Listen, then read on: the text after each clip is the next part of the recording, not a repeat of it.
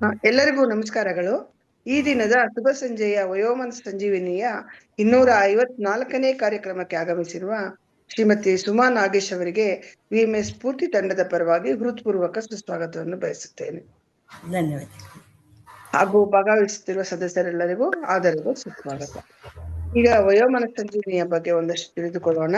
ವಯೋಮನ ಸಂಜೀವಿನಿ ಭಾರತದಲ್ಲಿನ ಹಿರಿಯ ನಾಗರಿಕರ ಯೋಗಕ್ಷೇಮವನ್ನು ಉತ್ತೇಜಿಸುವಂತಹ ಕಾರ್ಯಚಟುವಟಿಕೆಗಳು ನಿಮಾನ್ಸ್ ಆಸ್ಪತ್ರೆಯಲ್ಲಿ ನಡೆಯುತ್ತಿದೆಯಾದರೂ ಸಾರ್ವಜನಿಕ ವೃದ್ಧಾಶ್ರಮಗಳಲ್ಲಿ ಹಾಗೂ ಮಾನಸಿಕ ಆರೋಗ್ಯದ ವಲಯಗಳಲ್ಲಿ ಕಾರ್ಯನಿರತವಾಗಿರುವ ಎಲ್ಲಾ ಸಂಘ ಸಂಸ್ಥೆಗಳನ್ನು ಒಳಗೊಂಡಿದೆ. ಇದರ ಕಾರ್ಯಚಟುವಟಿಕೆಗಳು ಹೀಗಿವೆ. ಸೋಮವಾರ ತಿಂಗಳಿಗೆ 2 ಬಾರಿ ತಜ್ಞರಿಂದ ವೆಬಿನಾರ್ ಕಾರ್ಯಕ್ರಮದ ಸರಣಿ, ಆರೋಗ್ಯದ ಬಗ್ಗೆ ಪ್ರಖ್ಯಾತ ವೈದ್ಯರು ಉಪನ್ಯಾಸ ಕೊಟ್ಟು ಹಲವಾರು ಸೂಕ್ತ ಸಲಹೆಗಳನ್ನು ನೀಡುತ್ತಾರೆ. ವಿಎಂಎಸ್ ಸ್ಫೂರ್ತಿ ತಂಡಕ್ಕಾಗಿ ಪ್ರತಿ ಗುರುವಾರ 4 ರಿಂದ 5ರವರೆಗೆ ಸಂಪನ್ಮೂಲ ವ್ಯಕ್ತಿಗಳಿಂದ ಉಪನ್ಯಾಸ ಕಾರ್ಯಕ್ರಮ ಇರುತ್ತದೆ. ತಿಂಗಳಿಗೆ 2 ಬಾರಿ ವೃದ್ಧಾಶ್ರಮಗಳಿಗೆ ಭೇಟಿ, ಉಪಯುಕ್ತವಾದ ವಿಷಯಗಳ ಬಗ್ಗೆ ವೈದ್ಯರ ಉಪನ್ಯಾಸ, ಬೆಂಗಳೂರಿನ ಹಿರಿಯ ನಾಗರಿಕರ ವೇದಿಕೆಗಳಲ್ಲಿ ಜಾಗೃತಿ ಕಾರ್ಯಕ್ರಮಗಳು. ವಯೋಮಾನ ಸಂಜೀವಿನಿಯ ಪ್ರಮುಖ ರೂವಾರಿ ಡಾಕ್ಟರ್ ಪಿಟಿ ಶಿವಕುಮಾರ್, ಜಿಯಾಟ್ರಿಕ್ ಕ್ಲಿನಿಕ್ ಮತ್ತು ಸರ್ವಿಸ್ ನಿಮಾನ್ಸ್. ಈ ಸಂಸ್ಥೆಯಲ್ಲಿ ಸ್ವಯಂ ಸೇವಕರ ತಂಡ ಸೇವೆ ಸಲ್ಲಿಸುತ್ತಿದೆ. ಕೇರ್ ಗಿವರ್ಸ್ಗೆ ಹಾಗೂ ಆಪ್ತ ಸಲಹೆ ಮಾಡುವವರಿಗೆ ಟ್ರೈನಿಂಗ್ ಕೊಡುವ ಉತ್ತಮ ಸೇವೆ ಮಾಡುತ್ತಿದ್ದಾರೆ. ನಮಗೆ ಸಹಕಾರ ಕೊಡುತ್ತಿರುವವರು ಕೋಮಲ ಅವರು. ಈಗ ಶ್ರೀಮತಿ ಸುಮಾ ಸತೀಶ್ ಅವರ ಕಿರುಪರಿಚಯ. ಸುಮಾ ನಾಗೇಶ್ ಅವರ ವಿದ್ಯಾಭ್ಯಾಸ MSc ಫಿಸಿಕ್ಸ್. ಇವರು 3 ವರ್ಷ ಅಧ್ಯಾಪಕಿಯಾಗಿ ಸೇವೆ ಸಲ್ಲಿಸಿದ್ದಾರೆ. ಕೆನರಾ ಬ್ಯಾಂಕ್ ನಲ್ಲಿ 30 ವರ್ಷ ಸೇವೆ ಸಲ್ಲಿಸಿ ಸ್ವಯಂ ನಿವೃತ್ತಿ ಹೊಂದಿರುತ್ತಾರೆ. ಬಂಜಾರಾ ಅಕಾಡೆಮಿಯಿಂದ ಡಿಪ್ಲೊಮಾ ಇನ್ ಕೌನ್ಸಿಲಿಂಗ್ ಮಾಡಿದ್ದಾರೆ. ಕುವೆಂಪು ಯೂನಿವರ್ಸಿಟಿಯಿಂದ ಮಾಸ್ಟರ್ ಇನ್ ಕಟಿಂಗ್ ಮತ್ತು ಫಿಸಿಯೋಥೆರಪಿ, ಮಾಸ್ಟರ್ ಇನ್ ಕೌನ್ಸಿಲಿಂಗ್ ಮತ್ತು ಫಿಸಿಯೋಥೆರಪಿ ಮಾಡಿರುತ್ತಾರೆ. ಸುಮಾರು 15 ವರ್ಷಗಳಿಂದ ಪ್ರಸನ್ನ ಆಪ್ತ ಸಲಹಾ ಕೇಂದ್ರದಲ್ಲಿ ಆಪ್ತ ಸಮಾಲೋಚಕಿಯಾಗಿರುತ್ತಾರೆ. ದಿಶಾ ಚಾರಿಟೇಬಲ್ ಟ್ರಸ್ಟ್ ನಲ್ಲಿ ಸಹ ಸೇವೆ ಸಲ್ಲಿಸಿರುತ್ತಾರೆ. ಇದುವರೆಗೂ 500 ಕ್ಲೈಂಟ್ಸ್ ಗಳಿಗೆ ವಿವಿಧ ರೀತಿಯ ತೊಂದರೆ ಇರುವವರಿಗೆ ಪರಿಹಾರದ ಮಾರ್ಗದರ್ಶನ ಕೊಟ್ಟಿದ್ದಾರೆ. ಆನ್ಲೈನ್ ನಲ್ಲಿ ಕೂಡ ಮಕ್ಕಳಿಗೆ, ಹದಿಹರೆಯದವರಿಗೆ, ಹಿರಿಯ ನಾಗರಿಕರಿಗೆ, ವಿದ್ಯಾರ್ಥಿಗಳಿಗೆ ಉಪನ್ಯಾಸ ಕೊಟ್ಟು ಚರ್ಚಿಸಿ ಸೂಕ್ತ ಸಲಹೆ ಕೊಡುತ್ತಿದ್ದಾರೆ. ವಿದ್ಯಾರ್ಥಿಗಳಿಗೆ ಪರೀಕ್ಷಾ ಭಯ, ಆತಂಕದ ಬಗ್ಗೆ ಹಾಗೂ ಭಾವನಾತ್ಮಕ ಜೀವನ ಶೈಲಿಯ ಬಗ್ಗೆ ಶಾಲಾ ಕಾಲೇಜುಗಳಲ್ಲಿ, ವಿವಿಧ ರಾಜ್ಯಗಳಲ್ಲಿ, BBMP ಶಾಲೆಗಳಲ್ಲಿ ಸೂಕ್ತ ಸಲಹೆ ನೀಡಿ ಸದುಪಯೋಗವಾಗುವಂತೆ ಉಪನ್ಯಾಸ ನೀಡಿರುತ್ತಾರೆ. ಅಷ್ಟೇ ಅಲ್ಲದೆ ಯೋಗ, ಪ್ರಾಣಾಯಾಮ, ಧ್ಯಾನ ಹಾಗೂ ಕರ್ನಾಟಕ ಸಂಗೀತ ಕ್ಷೇತ್ರದಲ್ಲಿ ಸಹ ವಿದ್ವತ್ ಮಾಡಿರುವ ಇವರಿಗೆ ಸರಸ್ವತಿ ಒಲಿದು ಬಂದಿದ್ದಾಳೆ. ಇನ್ನಷ್ಟು ಸಮಾಜಮುಖಿ ಸೇವೆಯಲ್ಲಿ ತೊಡಗಲೆಂದು ನಾವೆಲ್ಲರೂ ಹಾರೈಸೋಣ. ಈಗ ಈ ದಿನದ ಕಾರ್ಯಕ್ರಮ ಪ್ರಾರಂಭ ಮಾಡಿಬೇಕು.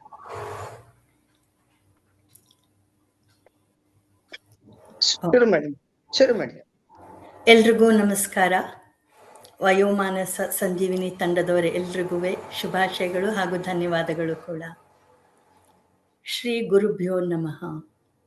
ಮೂಕಂ ಕರೋತಿ ವಾಚಾಲಂ ಪಂಗುಂ ಲಂಘಯತೆ ಗಿರಿಂ ಯತ್ ಕೃಪಾ ತಮಹಂ ವಂದೇ ಪರಮಾನಂದ ಮಾಧವಂ.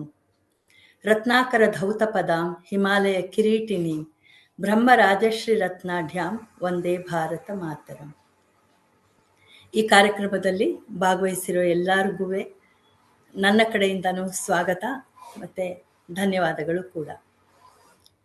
ಇವತ್ತಿನ ಕಾರ್ಯಕ್ರಮದ ವಿಷಯ ಸಾಮರಸ್ಯ ಸಂಸಾರದಲ್ಲಿ ನಮ್ಮ ಪಾತ್ರ ಎನ್ನುವಂಥದ್ದು.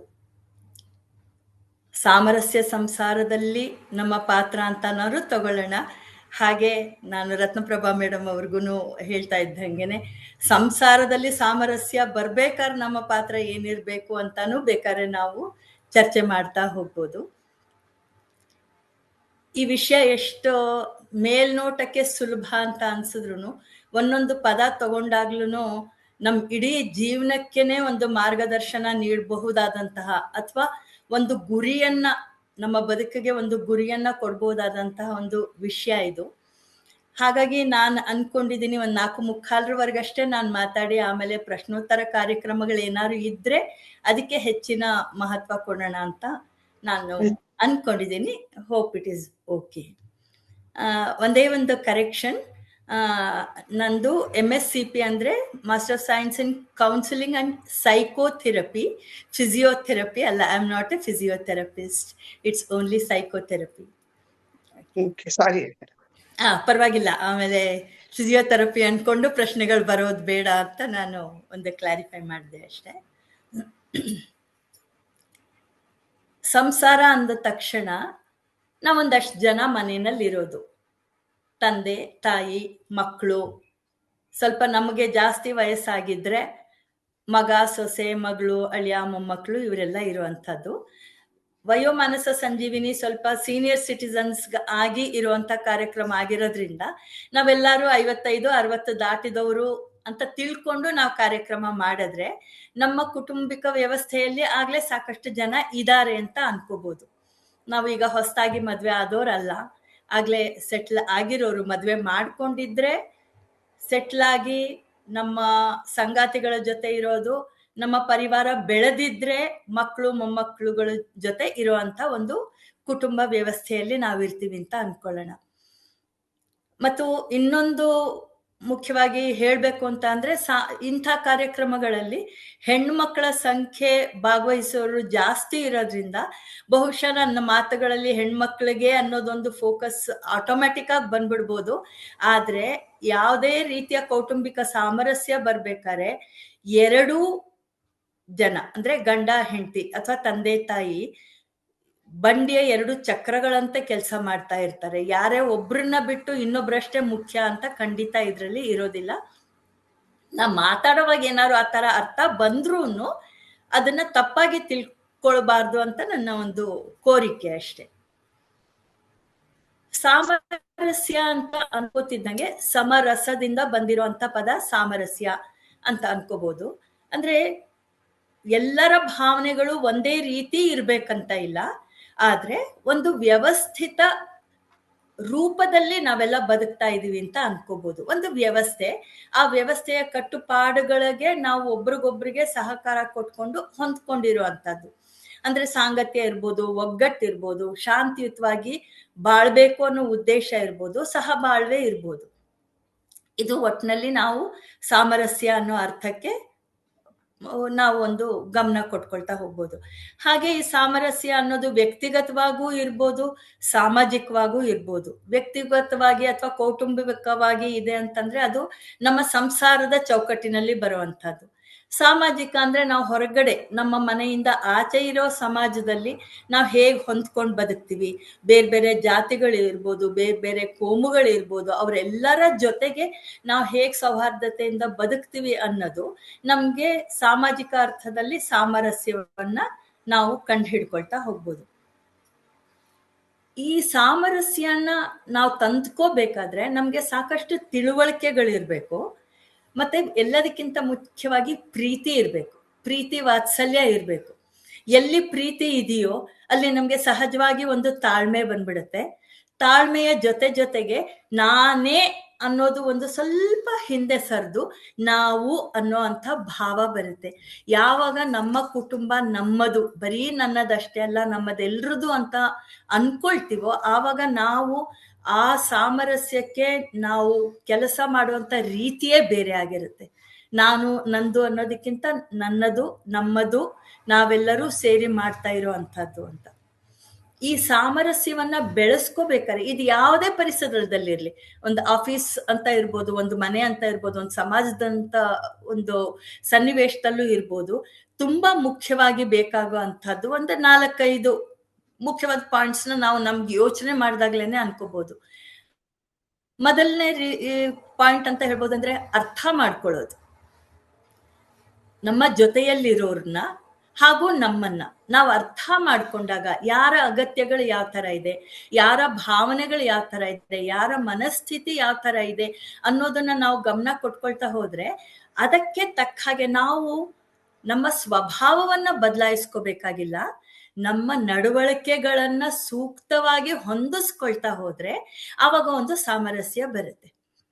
ಇದರಲ್ಲಿ ಕಾರ್ಲ್ ಜಂಗ್ ಅನ್ನೋ ಒಂದು ಮನೋವಿಜ್ಞಾನಿ ಹೇಳ್ತಾನೆ, ಯಾರು ಜಾಸ್ತಿ ಆಳವಾಗಿ ಆಲೋಚನೆ ಮಾಡ್ತಾರೋ ಅವ್ರಿಗೆ ಸ್ವಲ್ಪ ಪ್ರೆಷರ್ ಜಾಸ್ತಿ. ಎಲ್ರ ಬಗ್ಗೆ ಕನ್ಸರ್ನ್ ತಗೋತಾನಲ್ಲ ಅವನು ಜಾಸ್ತಿ ಶ್ರಮ ಪಡ್ಬೇಕಾಗತ್ತೆ. ಸಮಾಜ ಒಪ್ಕೊಳ್ದಲ್ಲೇ ಇರ್ಬೋದು, ಅಥವಾ ಸಂಸಾರದ ಇತರರು ಗುರುತಿಸ್ತಲೇ ಇರ್ಬೋದು, ಆದ್ರೆ ಅವನು ತನ್ನ ಮೇಲೆ ಜವಾಬ್ದಾರಿ ತಗೋತಾನೆ. ಯಾಕೆಂದ್ರೆ ಪ್ರತಿಯೊಬ್ಬರನ್ನು ಅವನು ಗಮನಿಸ್ತಾ ಹೋಗ್ತಾನೆ. ಅದಕ್ಕೆ ತಕ್ಕ ಹಾಗೆ ಏನ್ ಬದಲಾವಣೆಗಳನ್ನ ಮಾಡ್ಕೋಬೇಕು, ಯಾವ್ದು ಸೂಕ್ತವಾದದನ್ನ ಮಾಡ್ಬೇಕು ಅನ್ನೋ ಆಲೋಚನೆ ಮಾಡೋದ್ರಿಂದ ಅವ್ನಿಗೆ ಯಾವಾಗ್ಲೂ ಶ್ರಮ ಜಾಸ್ತಿ. ಆದ್ರೆ ಆ ಶ್ರಮ ಯಾವತ್ತೂ ನಮ್ಗೆ ನೋವು ಕೊಡೋ ಅಂಥದ್ದಲ್ಲ, ಖುಷಿ ಕೊಡುತ್ತೆ. ಯಾಕೆಂದ್ರೆ ಯಾವುದೋ ಒಂದು ಉದ್ದೇಶಕ್ಕೋಸ್ಕರ ಕೆಲಸ ಮಾಡ್ತಾ ಇದೀವಿ, ಎಲ್ಲಾರು ಒಗ್ಗಟ್ಟಿಂದ ಬದುಕಬೇಕು ಅನ್ನೋ ಒಂದು ಗುರಿ ಇರೋದ್ರಿಂದ ಆ ಒತ್ತಡಗಳು ಕೂಡ ನಮ್ಗೆ ಸಮಾಧಾನ, ಖುಷಿಯನ್ನೇ ಕೊಡೋ ಅಂಥದ್ದಿರುತ್ತೆ. ಎರಡನೇದು, ನಾನು ಆಗ್ಲೇ ಹೇಳ್ದಂಗೆ ಪ್ರೀತಿ ಮತ್ತೆ ಗೌರವ. ನಮ್ ಜೊತೆ ಯಾರಿದಾರೋ ಅವ್ರ ಮೇಲೆ ಗೌರವ. ನಮ್ಗೆ ತುಂಬಾ ಅವ್ರ ಕಂಡ್ರೆ ಅಫೆಕ್ಷನ್ ಇರ್ಬೇಕಂತೇನಿಲ್ಲ. ಗೌರವಕ್ಕೂ ಪ್ರೀತಿಗೂ ಸ್ವಲ್ಪ ವ್ಯತ್ಯಾಸ ಇದೆ. ಯಾಕೆಂದ್ರೆ ಅದು ಒಂದು ಜೀವ, ನಾನು ಒಂದು ಜೀವ. ಆ ಜೀವಕ್ಕೆ ಅದರದ್ದೇ ಆದ ಒಂದು ಸ್ವಭಾವ, ಗುಣ, ವಿಶೇಷತೆಗಳಿದೆ ಅಂತ ಅನ್ಕೊಂಡಾಗ ಅದು ನನಗಿಷ್ಟ ಆಗದೆ ಇದ್ರೂ ಆ ವ್ಯಕ್ತಿಗೆ ನಾನು ಕೊಡ್ಬೋದಾದಂತಹ ಗೌರವ ಕೊಟ್ರೆ, ಮಾನವೀಯ ದೃಷ್ಟಿಯಿಂದ ಕೊಡ್ಬೇಕಾದಂತಹ ಪ್ರೀತಿ ಕೊಟ್ರೆ ಅಲ್ಲಿ ಹೊಂದಾಣಿಕೆ ಸ್ವಲ್ಪ ಚೆನ್ನಾಗಾಗತ್ತೆ. ಆವಾಗ ಒಟ್ಟಿಗಿನ ಬದುಕು ಕೂಡ ಒಂಥರ ಸುಲಭ ರೀತಿಯಲ್ಲಿ ಆಗತ್ತೆ, ಸೌಹಾರ್ದವಾಗಿ ಇರುತ್ತೆ. ಮೂರನೇ ಪಾಯಿಂಟು ಹೊಂದಾಣಿಕೆ. ಎಷ್ಟು ಹೊಂದ್ಕೋಬೇಕು? ನಾವು ಸುಮಾರು ಮನೆಗಳು ನೋಡ್ತೀವಿ, ಯಾವಾಗ್ಲೂ ನಾನೇ ಯಾಕೆ ಅಡ್ಜಸ್ಟ್ ಮಾಡ್ಕೊಂಡು ಹೋಗ್ಬೇಕು, ನಾನೇ ಯಾಕೆ ಕಮ್ಮಿ ತಿನ್ಬೇಕು, ನಾನೇ ಯಾಕೆ ಎಲ್ರಿಗೂ ಹೊಂದ್ಕೋಬೇಕು, ನಾನೇ ಯಾಕೆ ಅಂತ ಅನ್ಕೊಂಡಾಗ ನಮ್ಗೆ ಆ ಹೊಂದಾಣಿಕೆಯಲ್ಲಿ ಖುಷಿ ಸಿಗಲ್ಲ, ದುಃಖ ಆಗ್ತಾ ಹೋಗುತ್ತೆ. ಯಾಕೆಂದ್ರೆ ನಾನೇ ವಿಕ್ಟಿಮೈಸ್ ಆಗಿದ್ದೀನಿ ಅನ್ನೋ ಭಾವನೆ ನನ್ನಲ್ಲಿ ಬರೆಸ್ಕೊಂಡು ನಾನು ಬೇರೆಯವರ ಇಷ್ಟಾನಿಷ್ಟಗಳಿಗೆ ನನ್ನನ್ನ ಹೊಂದಿಸ್ಕೊಳ್ತಾ ಹೋದ್ರೆ ಅಲ್ಲಿ ಯಾವಾಗ್ಲೂ ನೋವು ಜಾಸ್ತಿ. ಅದ್ ಇಲ್ದಲೇನೆ ಅವರೂ ಒಬ್ರು ವ್ಯಕ್ತಿ, ಅವ್ರಿಗೆ ನಾನು ಈ ತರ ಇದ್ರೆ ನಮ್ಮಿಬ್ಬರ ಮಧ್ಯ ಒಂದು ಈಕ್ವೇಶನ್ ಅಂತ ನಾವೇನಂತೀವಿ, ಈಗಿನ ಭಾಷೆನಲ್ಲಿ ಕೆಮಿಸ್ಟ್ರಿ ಅಂತ ಏನು ಹೇಳ್ತೀವಿ, ಅದು ನಮ್ಗೆ ಸೆಟ್ ಆಗ್ತಾ ಹೋದ್ರೆ, ವೇವ್ ಲೆಂತ್ ಮ್ಯಾಚ್ ಆಗ್ತಾ ಹೋದ್ರೆ ಹೊಂದಾಣಿಕೆ ಸುಲಭ ಆಗತ್ತೆ, ಸಾಮರಸ್ಯ ಬರುತ್ತೆ. ಇದೆಲ್ಲದನ್ನು ಮಾಡ್ಬೇಕು ಅಂತ ಅನ್ನೋವಾಗ ನಾವು 60 ವರ್ಷದ ಸಮೀಪಿಸ್ತಾ ಇರೋರು ಅಥವಾ 60 ದಾಟಿರುವಂಥವ್ರು ಒಂದು ಆಧ್ಯಾತ್ಮಿಕ ಮನೋಭಾವವನ್ನ ಇಟ್ಕೊಳ್ಳೋದು ತುಂಬಾ ಮುಖ್ಯ ಆಗತ್ತೆ. ಬಹುಶಃ ಇದನ್ನ ಸ್ಪಿರಿಚುಯಾಲಿಟಿ ಅಂತ ಇಂಗ್ಲಿಷ್ನಲ್ಲಿ ಕರಿಬೋದು. ಅಂದ್ರೆ ಆಧ್ಯಾತ್ಮಿಕತೆ, ಸ್ಪಿರಿಚುಯಾಲಿಟಿ ಅಂದ್ರೆ ಬರೀ ದೇವ್ರನಾಮ ಹಾಡ್ಕೊಂಡು ಕೂತ್ಬೇಕು ಅಥವಾ ಬರೀ ಅಂತ ಆಧ್ಯಾತ್ಮಿಕ ಪುಸ್ತಕಗಳನ್ನು ಓದ್ಬೇಕು ಅಂತ ಅಲ್ಲ. ನಮ್ಮ ಜೀವನಕ್ಕೆ ಇರೋ ಅಂಥ ಒಂದು ಗುರಿ, ನಾವು ಈ ಜೀವನಕ್ಕೆ ಯಾಕೆ ಬಂದಿದ್ದೀವಿ, ಇದ್ರಲ್ಲಿ ನಾವು ಹೇಗೆ ನಮ್ಮ ಕರ್ತವ್ಯಗಳನ್ನ ನಾವು ನಿಭಾಯಿಸ್ಕೊಂಡು ಹೋಗ್ಬೇಕು ಅಂದ್ರೆ ಸ್ವಲ್ಪ ದೊಡ್ಡ ಪರ್ಸ್ಪೆಕ್ಟಿವ್ ಅಲ್ಲಿ, ನಾನು ಇವತ್ತೇನ್ ಅಡ್ಗೆ ಮಾಡ್ದೆ, ತಿಂದೆ, ರಾತ್ರಿ ಮಲಗ್ದೆ, ನೆಮ್ಮದಿಯಾಗಿತ್ತು, ನಾಳೆ ಏನ್ ತಿಂಡಿ ಮಾಡ್ಲಿ ಅಂತ ಅಷ್ಟೇ ಅಲ್ದಲೇನೆ ನಾನು ಈ ಜಗತ್ತಿಗೆ ಯಾಕೆ ಬಂದಿದ್ದೀನಿ, ಹೇಗೆ ಒಂದು ಕೋಇನ್ಸಿಡೆಂಟ್ ಆಗಿ ಇವರೇ ನನ್ನ ಗಂಡ, ಇವರೇ ನನ್ನ ಹೆಂಡತಿ, ಇವರೇ ನನ್ನ ಮಕ್ಕಳಾಗಿ ಹುಟ್ಟಿದ್ರು. ಸೊ ಏನೋ ಒಂದು ಉದ್ದೇಶ ಇಲ್ಲದೆ ಯಾವುದೂ ಆಗಲ್ಲ. There is always a purpose behind each relationship and each occurrence in our life. ಅದಕ್ಕೆ ನಾವು ಪ್ರಾಮುಖ್ಯತೆ ಕೊಟ್ಕೊಂಡು ಆಲೋಚನೆ ಮಾಡುವಾಗ ಈ ಆಧ್ಯಾತ್ಮಿಕತೆ ಅನ್ನುವಂಥ ಒಂದು ಪಾಯಿಂಟ್ ಬರುತ್ತೆ. ಹಾಗೆ ಈ 4 ನಾವು ಗಮನ ಕೊಟ್ಕೊಂಡು ನಮ್ಮ ಪ್ರತಿಯೊಂದು ಕೆಲಸದಲ್ಲೂ, ಇದು ಬರೀ ಒಂದು ನಮ್ಮ ಸಂಸಾರದೊಳಗೆ ಅಥವಾ ನನ್ನ ಸಂಸಾರದ ಚೌಕಟ್ಟಿನಲ್ಲಿ ನಾನು ಸುಖವಾಗಿರ್ಬೇಕಾದ್ರೆ, ನನ್ನ ಜೊತೆನಲ್ಲಿ ಇರೋರು ಸುಖವಾಗಿರ್ಬೇಕಾದ್ರೆ ಮಾಡ್ಬೇಕಾಗಿರುವಂತ ಕರ್ತವ್ಯ ಅಂತ ಮಾತ್ರ ಅಲ್ಲ. ನಾನು ಎಲ್ಲೇ ಹೋಗ್ಲಿ, ನನ್ನ ಸುತ್ತಮುತ್ತಲ ಯಾರೇ ಇರ್ಲಿ, ಅವ್ರನ್ನ ನಾನು ಅರ್ಥ ಮಾಡ್ಕೊಳ್ಳಬಲ್ಲೆನ, ಅವ್ರ ಜೊತೆ ಹೊಂದಾಣಿಕೆ ಮಾಡ್ಕೋತೀನ, ಅವ್ರಿಗೆ ನಾನು ಪ್ರೀತಿ ವಿಶ್ವಾಸ ತೋರಿಸ್ತೀನ, ಇದಕ್ಕೇನೋ ಒಂದು ಕನೆಕ್ಷನ್ ಇರಬಹುದಾ ಅಂತ ನಾನು ಅರ್ಥ ಮಾಡ್ಕೋತೀನ ಅನ್ನೋದ್ರ ಮೇಲೆ ನನ್ನ ಪ್ರತಿಯೊಂದು ಇಂಟರ್ಪರ್ಸನಲ್ ರಿಲೇಶನ್ಶಿಪ್ ಅಂತ ನಾವೇನಂತೀವಿ, ಪಾರಸ್ಪರಿಕ ಸಂಬಂಧಗಳು ಅಲ್ಲಿ ಅಷ್ಟು ಚೆನ್ನಾಗಾಗ್ತಾ ಹೋಗುತ್ತೆ. ನಾವೊಂದು ಹೋಟ್ಲ್ಗೆನೆ ಹೋಗ್ಬೋದು, ಇವನ್ ಯಾರೋ ಸರ್ವರ್ ಇದ್ದಾನೆ, ಅವನೇ ನನ್ಗಿವಾಗ ಕೊಟ್ಬಿಟ್ಟು ಹೋಗ್ತಾನೆ, ಬಾರೋ ಇಲ್ಲಿ ಅನ್ನೋದು ಹೇಗಿದೆ, ಬರ್ತೀರಾ, ತಗೋತೀರಾ, ಆರ್ಡರ್ ತಗೋತೀರಾ, ಓಪನ್ ಎಂಡೆಡ್ ಕ್ವಶನ್ಸ್ ಅಂತ ನಾವು ಸೈಕಾಲಜಿನಲ್ಲಿ ಮಾತಾಡ್ತೀವಿ. ಅದನ್ನ ನಾವು ಕೇಳೋ ಧಾಟಿಯಲ್ಲಿ ನಮ್ಮ ನಡುವೆ ಒಂದು ಪರಸ್ಪರ ಗೌರವ ಮೂಡುತ್ತೆ. ಗೌರವ ಮೂಡ್ತಿದ್ದಂಗೆ ಇಮ್ಮಿಡಿಯೇಟ್ ರಿಯಾಕ್ಷನ್ ಈಸ್ ನಮ್ಮಲ್ಲಿ ಒಂದು ಬಾಂಧವ್ಯ. ನಾಳೆ ನಾವು ವಾಪಸ್ ಮನೆಗೆ ಹೋದ್ಮೇಲೆ ಆ ಬಾಂಧವ್ಯ ಇಲ್ದಲೇ ಇರ್ಬೋದು, ಆದ್ರೆ ಮನಸ್ ನೆಮ್ಮದಿ, ಎಷ್ಟ್ ಚೆನ್ನಾಗಿ ಮಾತಾಡಿಸ್ತಾರಲ್ಲ. ನನಗೆ ಇದು ತುಂಬಾ ಅನುಭವ ಆಗಿದೆ. ಯಾಕೆಂದ್ರೆ ನಾನು ಆಟೋ ಒಳಗೆ ಕೂತ್ಕೋತಿದ್ದಂಗೆ, ಓಲಾ ಇರ್ಲಿ, ಊಬರ್ ಇರ್ಲಿ, ಅಲ್ಲಿ ನಮ್ಗೆ ಅವ್ರ ಹೆಸರು ಬರುತ್ತೆ. ಹೆಸರು ಬರ್ತಿದ್ದಂಗೆ, ನಮಸ್ಕಾರ ಸರ್, ನಂದು OTP ಇದು, ನಾನು ನಮಸ್ಕಾರ ಅಂತ ಹೇಳುವಾಗ ಅವ್ರ ಹೆಸರು ಹೇಳ್ತಿದ್ದಂಗೆ ತುಂಬಾ ಜನರ ಕಣ್ಣಲ್ಲಿ ಒಂದು ನೀರ್ ಬರುತ್ತೆ. ಯಾರು ನಮ್ಮನ್ನ ಈ ತರ ಮಾತಾಡ್ಸಿರ್ಲಿಲ್ವಲ್ಲ ಮೇಡಮ್, ನೀವು ಟೀಚರಾ ಅಂತ ಕೇಳ್ತಾರೆ. ಬಹುಶಃ ಈ ತರದ ಕ್ವಾಲಿಟೀಸ್ ನ ಟೀಚರ್ ಮಾತ್ರ ಮಾಡಬಲ್ಲರು ಅಂತಾನೋ ಏನೋ ಗೊತ್ತಿಲ್ಲ, ನೀವು ಟೀಚರಾ ಅಂತ ಕೇಳ್ತಾರೆ.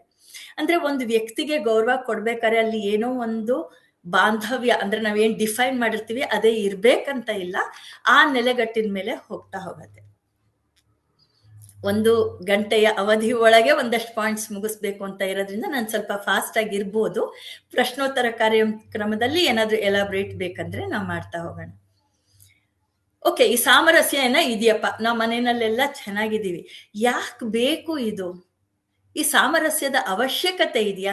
ನಾನು ಎದ್ದೆ, ನಾನು ಮಲಗ್ದೆ, ಬೆಳಗಿಂದ ಏನೋ ಒಂದು ಕೆಲಸ ಮಾಡ್ಕೊಂಡೆ, ತಿಂದೆ, ಆಫೀಸ್ಗೆ ಹೋದೆ, ಬಂದೆ, ಊಟ ಮಾಡಿ ಮಲಗ್ದೆ, ಆಯ್ತು, ನನ್ನ ದಿನಚರಿ ಇಷ್ಟೇ ಇದೆ. ಇದಕ್ಕೆ ಸಾಮರಸ್ಯ ಅನ್ನೋ ಅಂತ ದೊಡ್ಡ ಪದದ ಅಗತ್ಯ ಇದೆಯಾ? ಬೇಕಾ ಅಂದ್ರೆ ಖಂಡಿತ ಇದೆ. ಯಾಕೆಂದ್ರೆ ಮನೆ ಅನ್ನೋದು, ಕುಟುಂಬ ಇರುವಂತ ಜಾಗ, ಮನೆ ಅನ್ನೋದು ನಮ್ಮ ನೆಮ್ಮದಿಯ ತಾಣ ಆಗ್ಬೇಕು. ವಾಪಸ್ ಮನೆಗೆ ಹೋಗ್ಬೇಕಾದ್ರೆ ಖುಷಿ ಇರ್ಬೇಕು. ನಮ್ಮ ಮನೆಗೆ ಹೋಗ್ತೀನಪ್ಪ, ಆಯ್ತು, ಮೈ ಡೇ, ಹೊರಗಡೆ ಇರೋ ನನ್ನ ದಿನ ಮುಗ್ದಿದೆ, ಇವತ್ತು ನಾನು ಅಲ್ಲಿ ಹೋಗಿ ನಿರಾಳವಾಗಿ ಒಂದ್ ಸ್ವಲ್ಪ ಹೊತ್ತು ಸೋಫಾ ಮೇಲೆ ಕೂತ್ಕೊಂಡು ಕಾಫಿನೋ ಟೀನೋ ಕುಡ್ದು ಮನೆಯವ್ರ ಜೊತೆ ಮಾತಾಡಿ ಊಟ ಮಾಡಿ ಮಲ್ಕೋತೀನಿ ಅನ್ನೋ ಭಾವ ಇರೋ ಅಂಥದ್ದು ಆಗ್ಬೇಕಂದ್ರೆ ಅಲ್ಲಿರೋ ಜನಗಳ ಜೊತೆಗೆ ಒಂದು ಸಮರಸದ ಭಾವನೆ ಇರ್ಬೇಕು. ಮನೆಗೆ ಹೋಗ್ಬೇಕಾ ದೇವ್ರೇ, ಇನ್ನಾಯ್ತು, ಅಲ್ಲಿ ಹೋಗ್ತಿದ್ದಂಗೆ ಕಿರಿಕಿರಿ ಶುರು ಅನ್ನೋ ಭಾವದಲ್ಲಿ ನಾವು ಹೋದ್ರೆ ಖಂಡಿತ ನಮ್ಗೆ ಅದು ನೆಮ್ಮದಿಯ ತಾಣ ಆಗಲ್ಲ. ಹಾಗೆ ಒಂದು ಸಾಮರಸ್ಯ ಅಂತ ಇದ್ರೆ ಮನೆಯವ್ರ ಜೊತೆ ನಾವು ಹಂಚ್ಕೋತೀವಿ, ಇವತ್ತೇನಾಯ್ತು ಗೊತ್ತಾ, ಇವತ್ತಲ್ಲೇನಾಯ್ತು ಗೊತ್ತಾ, ಅಥವಾ ನೀನೇನ್ ಮಾಡ್ದೆ ಇವತ್ತು ಮನೆಯಲ್ಲಿ ಅಂತ ಕೇಳೋ ಅಷ್ಟು ಮನಸ್ಸಿನ ನೆಮ್ಮದಿ ಇರುತ್ತೆ. ಆಯ್ತು, ನಾನು ಹೋದೆ, ಬ್ಯಾಗ್ ಬಿಸಾಕದೆ, ಇನ್ನೇನೋ ಮಾಡ್ದೆ, ಏನೋ ತಂದಿಟ್ಟಿ, ತಿಂದೆ, ಮಲಗ್ದೆ ಆಗಲ್ಲ. ಇವತ್ತೇನಾಯ್ತು, ತನ್ನ ದಿನಚರಿಗಳಲ್ಲಿ ಏನಾಯ್ತು, ಇರೋರ್ ದಿನಚರಿಗಳಲ್ಲಿ ಏನ್ ಎಕ್ಸ್ಚೇಂಜ್ ಆಯ್ತು ಅನ್ನೋದನ್ನ ನಾವು ಮಾತಾಡುವಾಗ ಅಲ್ಲಿ ಕಷ್ಟ ಸುಖಗಳ ವಿನಿಮಯ ಆಗತ್ತೆ. ಬದುಕು ಸ್ವಲ್ಪ ಸುಂದರ ಅನ್ಸತ್ತೆ, ಸುಲಭ ಆಗ್ತಾ ಹೋಗುತ್ತೆ. ಇನ್ನೊಂದು ಮುಖ್ಯವಾಗಿ ಅಂತಂದ್ರೆ ನಮ್ಗೆ ಈ ಸಾಮರಸ್ಯ ಇದ್ದ ಕಡೆ ಸುಳ್ಳು ಜಾಸ್ತಿ ಹೇಳ್ಬೇಕಾಗಿಲ್ಲ. ನಮ್ಗೆ ಏನ್ ಅನ್ಸಿದ್ಯೋ ಅದನ್ನ ನಾವು ನೇರವಾಗಿ ಹೇಳ್ಬೋದು. ಇವತ್ತೇನಾಯ್ತು ಗೊತ್ತಾ, ನಾನು ಐಸ್ ಕ್ರೀಮ್ ತಿಂದೆ, ಇಲ್ಲ ಪಾನಿಪುರಿ ತಿನ್ಕೊಂಬಂದ್ಬಿಟ್ಟೆ, ಇಲ್ಲ ಯಾರ್ದೋ ಜೊತೆ ಜಗಳ ಆಡ್ದೆ ಅಂತಂದ್ರೆ ಅದನ್ನ ಅರ್ಥ ಮಾಡ್ಕೊಳ್ಳೋರು ಇದಾರೆ ಅಂತ ಗೊತ್ತಾದಾಗ ನಾನೇನೋ, ಇಲ್ಲ ನಂಗೆ ಹೊಟ್ಟೆ ನೋವಿದೆ ಅದಕ್ಕೆ ರಾತ್ರಿ ಊಟ ಬೇಡ ಅಂತ ಸುಳ್ಳು ಹೇಳ್ಬೇಕಾಗಿಲ್ಲ. ನಾನೇನೋ ತಿನ್ಕೊಂಬಂದ್ಬಿಟ್ಟೆ, ಸಾರಿ, ನಿಂಗೆ ಹೇಳಕ್ಕಾಗ್ಲಿಲ್ಲ. ಯಾಕೆಂದ್ರೆ ಎದುರುಗಡೆ ಇರೋರು ಅದನ್ನ ಅರ್ಥ ಮಾಡ್ಕೋತಾರೆ. ಬೇಜಾರಾಗ್ಬೋದು ಮಾಡಿರೋ ಅಡ್ಗೆ ತಿನ್ಲಿಲ್ಲ ಅಂತ, ಆದ್ರೆ ನೇರವಾಗಿ ಉತ್ತರ ಹೇಳ್ತಾ ಇದ್ದಾರೆ, ಇವ್ರು ಸುಳ್ಳು ಹೇಳ್ತಾ ಇಲ್ಲ ಅಂತ ಅನ್ನೋವಾಗ ಅಲ್ಲಿ ಒಂದು ಟ್ರಾನ್ಸ್ಪರೆನ್ಸಿ ಇರುತ್ತೆ. ಯಾವಾಗ ಟ್ರಾನ್ಸ್ಪರೆನ್ಸಿ ಇರುತ್ತೋ ನಂಬಿಕೆ, ವಿಶ್ವಾಸ ಅಲ್ಲಿ ಬಂದೇ ಬರುತ್ತೆ. ಅದೇ ಭದ್ರವಾದ ಬುನಾದಿ ಆಗಿರುತ್ತೆ. ಇನ್ನೊಂದು ಪರಸ್ಪರ ಸಹಕಾರ ಮನೋಭಾವ. ಇವತ್ ನನ್ ಕೈನಲ್ಲಿ ಇದ್ ಮಾಡಕ್ ಆಗ್ತಾ ಇಲ್ಲ, ನೀನ್ ಮಾಡು, ನಿನಗದಾಗ್ಲಿಲ್ವಾ, ಇವತ್ ನಾನ್ ಮಾಡ್ತೀನಿ, ಯಾಕೆಂದ್ರೆ ಅಲ್ಲಿ ಹೊಂದಾಣಿಕೆ ಇದೆ. ಈ ತರದ್ದು ಒಂದು ನಾವು ಒಂದು ಪಿಕ್ಚರ್ನ ಅಥವಾ ಒಂದು ಸನ್ನಿವೇಶವನ್ನ, ಒಂದು ಬಾಂಧವ್ಯವನ್ನ ನಾವು ಬೆಳೆಸ್ಕೊಳ್ತಾ ಹೋದ್ರೆ ಬದುಕವಾಗಿನ ತುಂಬಾ ಚೆನ್ನಾಗಿರುತ್ತೆ. ನಾನು ಅವಾಗ್ಲೇ ಹೇಳ್ದಂಗೆ ಮನೆ ಅನ್ನೋದು ಒಂದು ನೆಮ್ಮದಿಯ ತಾಣ ಆಗಿರುತ್ತೆ. ಇದೆಲ್ಲಾನು ನಾವು ಮಾಡಿದಾಗ ಏನಾಗುತ್ತೆ ಗೊತ್ತಾ, ನಾವು ಚಿಕ್ಕ ವಯಸ್ಸಿಂದ ಯಾವ ಒಂದು ಕಲಿಕೆ ಸಾಮಾನ್ಯವಾಗಿ ಮಾಡಿಲ್ವೋ, ಅಪ್ರಿಸಿಯೇಷನ್ ನಾವು ಕೊಡಲ್ಲ. ಅಮ್ಮ ಇವತ್ತು ಸಾರು ಎಷ್ಟು ಚೆನ್ನಾಗಿದೆ ಅಂತ ನಾವು ಹೇಳೋದು ಕಲ್ತಿಲ್ಲ. ಇವತ್ತು ಉಪ್ಪು ಜಾಸ್ತಿ, ಖಾರ ಕಮ್ಮಿ, ರುಚಿ ಇಲ್ಲ, ಈ ಥರದ್ದೇ ಹೇಳ್ತೀವಿ ಹೊರತು ಇವತ್ತು ನೀನು ಎಷ್ಟು ಕಷ್ಟಪಟ್ಟು ಚೆನ್ನಾಗಿ ಮಾಡಿದ್ಯಾ, ನನ್ನ ಬಟ್ಟೆ ಇಸ್ತ್ರಿ ಮಾಡಿಟ್ಬಿಟ್ಯಾ, ಥ್ಯಾಂಕ್ ಯು, ಈ ಥರದ ಒಂದು ಪ್ರಶಂಸನೆಯನ್ನು ಕೊಡೋ ಅಂಥದ್ದು, ನಾವು ಮಾಡೋ ಕೆಲಸಗಳನ್ನ ಗುರುತಿಸ್ಬಿಟ್ಟು ಅದನ್ನ ಅಭಿನಂದಿಸೆ ಮಾಡೋ ಅಂಥದ್ದು, ಇಂಥ ವಿಷಯಗಳನ್ನ ನಾವು ಕಲ್ಟಿವೇಟ್ ಮಾಡ್ಕೊಂಡಾಗ ಆ ಕುಟುಂಬ ಎಷ್ಟು ಚೆನ್ನಾಗಿರುತ್ತಲ್ಲ. ಇಲ್ಲದ್ರೆ ಯಾವಾಗ್ಲೂ ನಾವು ಚಿಕ್ಕ ವಯಸ್ಸಿಂದ ಬರೀ ನೆಗೆಟಿವ್ ಅನ್ನ ಹೇಳ್ಕೊಂತ ಬರ್ತಾ ಇದ್ದೀವಿ. ಸೊ ಈ ಸಾಮರಸ್ಯವನ್ನ ಬೆಳೆಸ್ಕೊಂಡು ಈ ಗುಣಗಳನ್ನ ಬೆಳೆಸ್ಕೊಂಡಾಗ ಮನೆ ಅನ್ನೋದು ನಿಜವಾಗ್ಲೂ ಮನೆಯೇ ಮಂತ್ರಾಲಯ ಅಂತಾರಲ್ಲ, ಮಂತ್ರಾಲಯನೂ ಆಗತ್ತೆ, ದೇವಾಲಯನೂ ಆಗ್ತಾ ಹೋಗುತ್ತೆ. ಇದಿಲ್ದೇ ಇದ್ರೆ ಏನಾಗತ್ತೆ, ನಾನು ಅವಾಗ್ಲೇ ಹೇಳ್ದೆ, ಮನೆಗೆ ಹೋಗ್ತಿದ್ದಂಗೆ ಕಿರಿಕಿರಿ ಶುರು. ಈ ತರಕಾರಿ ತಂದ್ರ, ಯಾಕೆ ಬೇಕಾಗಿತ್ತು ಗೊತ್ತಿಲ್ವಾ, ನಿನ್ನೆ ಇನ್ನೂ ಸೊಪ್ಪು ಮಾಡಿದ್ದೀನಿ, ನಾಳೆ ಹಬ್ಬ ಇದೆ, ನಾನೀಗ ಸೊಪ್ಪು ಬಿಡಿಸ್ಕೊಂಡು ಕೂತ್ಕೊಳಕ್ಕಾಗತ್ತಾ? ಅಲ್ಲೊಂದು ಬೈಗ್ಲ, ನಾನು ಮಾಡೋಕ್ಕಾಗಲ್ಲ. ನಾಳೆ ಅದು ಮಾಡ್ಬೇಕಾ, ನನ್ಗೆ ಹುಷಾರಿಲ್ಲ ಅಂತ ಗೊತ್ತಿಲ್ವಾ, ನೀವೇ ಮಾಡ್ಕೊಳ್ಳಿ, ನೀವೇ ತಿನ್ನಿ, ಅಲ್ಲೊಂದು ಸಿಡ್ಕಾಟ. ಇಲ್ಲ, ನೀವು ಯಾಕೆ ಇಷ್ಟು ಲೇಟಾಗಿ ಬಂದ್ರಿ, ನಾನೊಬ್ಳೇ ಮಾಡಿ ಸಾಯ್ಬೇಕು. ಹೆಂಗಸರಾದ್ರೆ ಸಾಮಾನ್ಯವಾಗಿ ಆ ಭಾಷೆಗಳು ಬರುತ್ತೆ. ಯಾರಿಗೂ ಬೇಕಾಗಿಲ್ಲ, ಎಲ್ರೂ ಅವ್ರವ್ರದ್ದೇ ನೋಡ್ಕೋತಾರೆ, ನಾನು ಒಬ್ಳೇ ಮಾಡ್ಕೊಂಡು ಸಾಯ್ತಾ ಇರ್ಬೇಕು, ಯಾರಿಗೂ ನನ್ ಕಷ್ಟ ಸುಖ ಬೇಡ. ಯಾಕೆಂದ್ರೆ ನಾವು ಪೋಸ್ಟ್ ಮೆನೋಪಾಸಲ್ ಸ್ಟೇಜಲ್ಲಿ ಇರ್ತೀವಿ. ಅಲ್ಲಿ ಹಾರ್ಮೋನ್ಸ್ ವ್ಯತ್ಯಾಸಗಳಾಗ್ತಾ ಇರುತ್ತೆ. ಮನೆಯ ಒಡತಿ ಅಂತ ಅನ್ಕೊಂಡ್ರೆ ತಾಯಿ ಅಥವಾ ಅತ್ತೆ ಪಾತ್ರದಲ್ಲಿರೋರಿಗೆ ಮಾನಸಿಕ ಏರುಪೇರುಗಳು, ಭಾವನೆಗಳಲ್ಲಿ ಏರುಪೇರು ಇರ್ಬೋದು. ಅದನ್ನ ಹೊರಗೆ ಹಾಕೋದು ಯಾರ ಮುಂದೆ? ಮನೆಯವ್ರ ಮುಂದೆ. ಅದನ್ನ ನಾವು ಒರಟಾಗಿ ಇಳ್ಕೊಳ್ತಾ ಹೋದ್ರೆ ಅವಾಗ ಮನೆ ಅನ್ನೋದು ಒಂಥರ ಉಸಿರು ಕಟ್ಟೋ ಅಂತ ಜಾಗ ಆಗ್ತಾ ಹೋಗುತ್ತೆ. ಅಯ್ಯಪ್ಪ ಯಾಕಪ್ಪ ಬೇಕು, ಮನೆಗೆ ಹೋಗ್ಬೇಕಾ? ಮತ್ತೆ ಪೈಪೋಟಿ, ಅತ್ತೆ ಸೊಸೆನೋ ಮಗಳು ಹೆಣ್ಮಕ್ಳಿರೋ ಅಂತ ಕಡೆ ಅಥವಾ ಗಂಡ ಹೆಂಡತಿ ಅಲ್ಲೇ ಏನೋ ಒಂದು ಸರಿ ಹೋಗ್ದಲೇ ಇರೋಂಥ ವೇವ್ ಲೆಂತ್ ಇದ್ರೆ ಪೈಪೋಟಿಗಳು. ನೀನ್ ಅಷ್ಟ್ ಮಾಡ್ತೀಯ, ನಾನ್ ಇಷ್ಟ್ ಮಾಡ್ದೆ, ನೀನ್ ಇವತ್ ಮಾಡು, ನಾನ್ ಅವತ್ ಮಾಡಲ್ಲ, ನಾನ್ ಅವತ್ ಯಾವತ್ತೋ ಒಂದ್ ಮಾಡಿದೆ ಅಂದ್ರೆ ನೀ ಕಾಂಪೆನ್ಸೇಟ್ ಮಾಡು ಇವತ್ತು. ಇದು ಬಿಸ್ನೆಸ್ ಅಲ್ಲ. ಯಾರಿಗೆ ಜಾಸ್ತಿ ಮಾಡಕ್ಕಾಗತ್ತೋ, ಯಾರು ಸಮಾಧಾನದಿಂದ ಮಾಡ್ತಾರೋ, ಯಾರಿಗೆ ಸ್ವಲ್ಪ ಹೆಚ್ಚಿನ ಒತ್ತಡವನ್ನು ತಗೊಳಕ್ ಸಾಧ್ಯ ಇದೆಯೋ ಅವ್ರು ಅದನ್ನ ತಗೊಳ್ತಾ ಹೋಗ್ಬೋದು. ಅಲ್ಲಿ ಮೆಷರ್ಮೆಂಟ್ ಬೇಕಾಗಿಲ್ಲ. ನಾನ್ ಇಷ್ಟು ಮಾಡ್ದೆ, ನೀನ್ ಇಷ್ಟು, ನಾನ್ ಇಷ್ಟು ಅಂತ ಬೇಕಾಗಿಲ್ಲ. ಸಾಮಾನ್ಯವಾಗಿ ಆಫೀಸಿನ ಸಿಚುವೇಶನ್ಗಳಲ್ಲಿ ನೋಡ್ತಾ ಹೋಗ್ತೀವಿ. ನಮ್ಗೊಂದು ವರ್ಕ್ ಅಂತ ಅಲಾಟ್ ಮಾಡಿರ್ತಾರೆ, ಇಷ್ಟು ಮಾಡಿದ್ರೆ ನನ್ನ ಕೆಲಸ ಮುಗೀತು ಅಂತ. ಆದ್ರೆ ಮನೆಯಲ್ಲಿ ಅನ್ನೋದು ಒಂಥರ ಕೆಲವು ಸಲ ಅದು ಅಕ್ಷಯ ಪಾತ್ರೆ, ಕೆಲಸಗಳ ಅಕ್ಷಯ ಪಾತ್ರೆ. ಮಾಡಿದಷ್ಟು ಮುಗಿಯಲ್ಲ, ನಾವೇ ಯಾವತ್ತೋ ಒಂದು ಗೆರೆ ಹಾಕೋಬೇಕು, ಇವತ್ತಿಗೆ ಇಷ್ಟು ಸಾಕು ಅಂತ.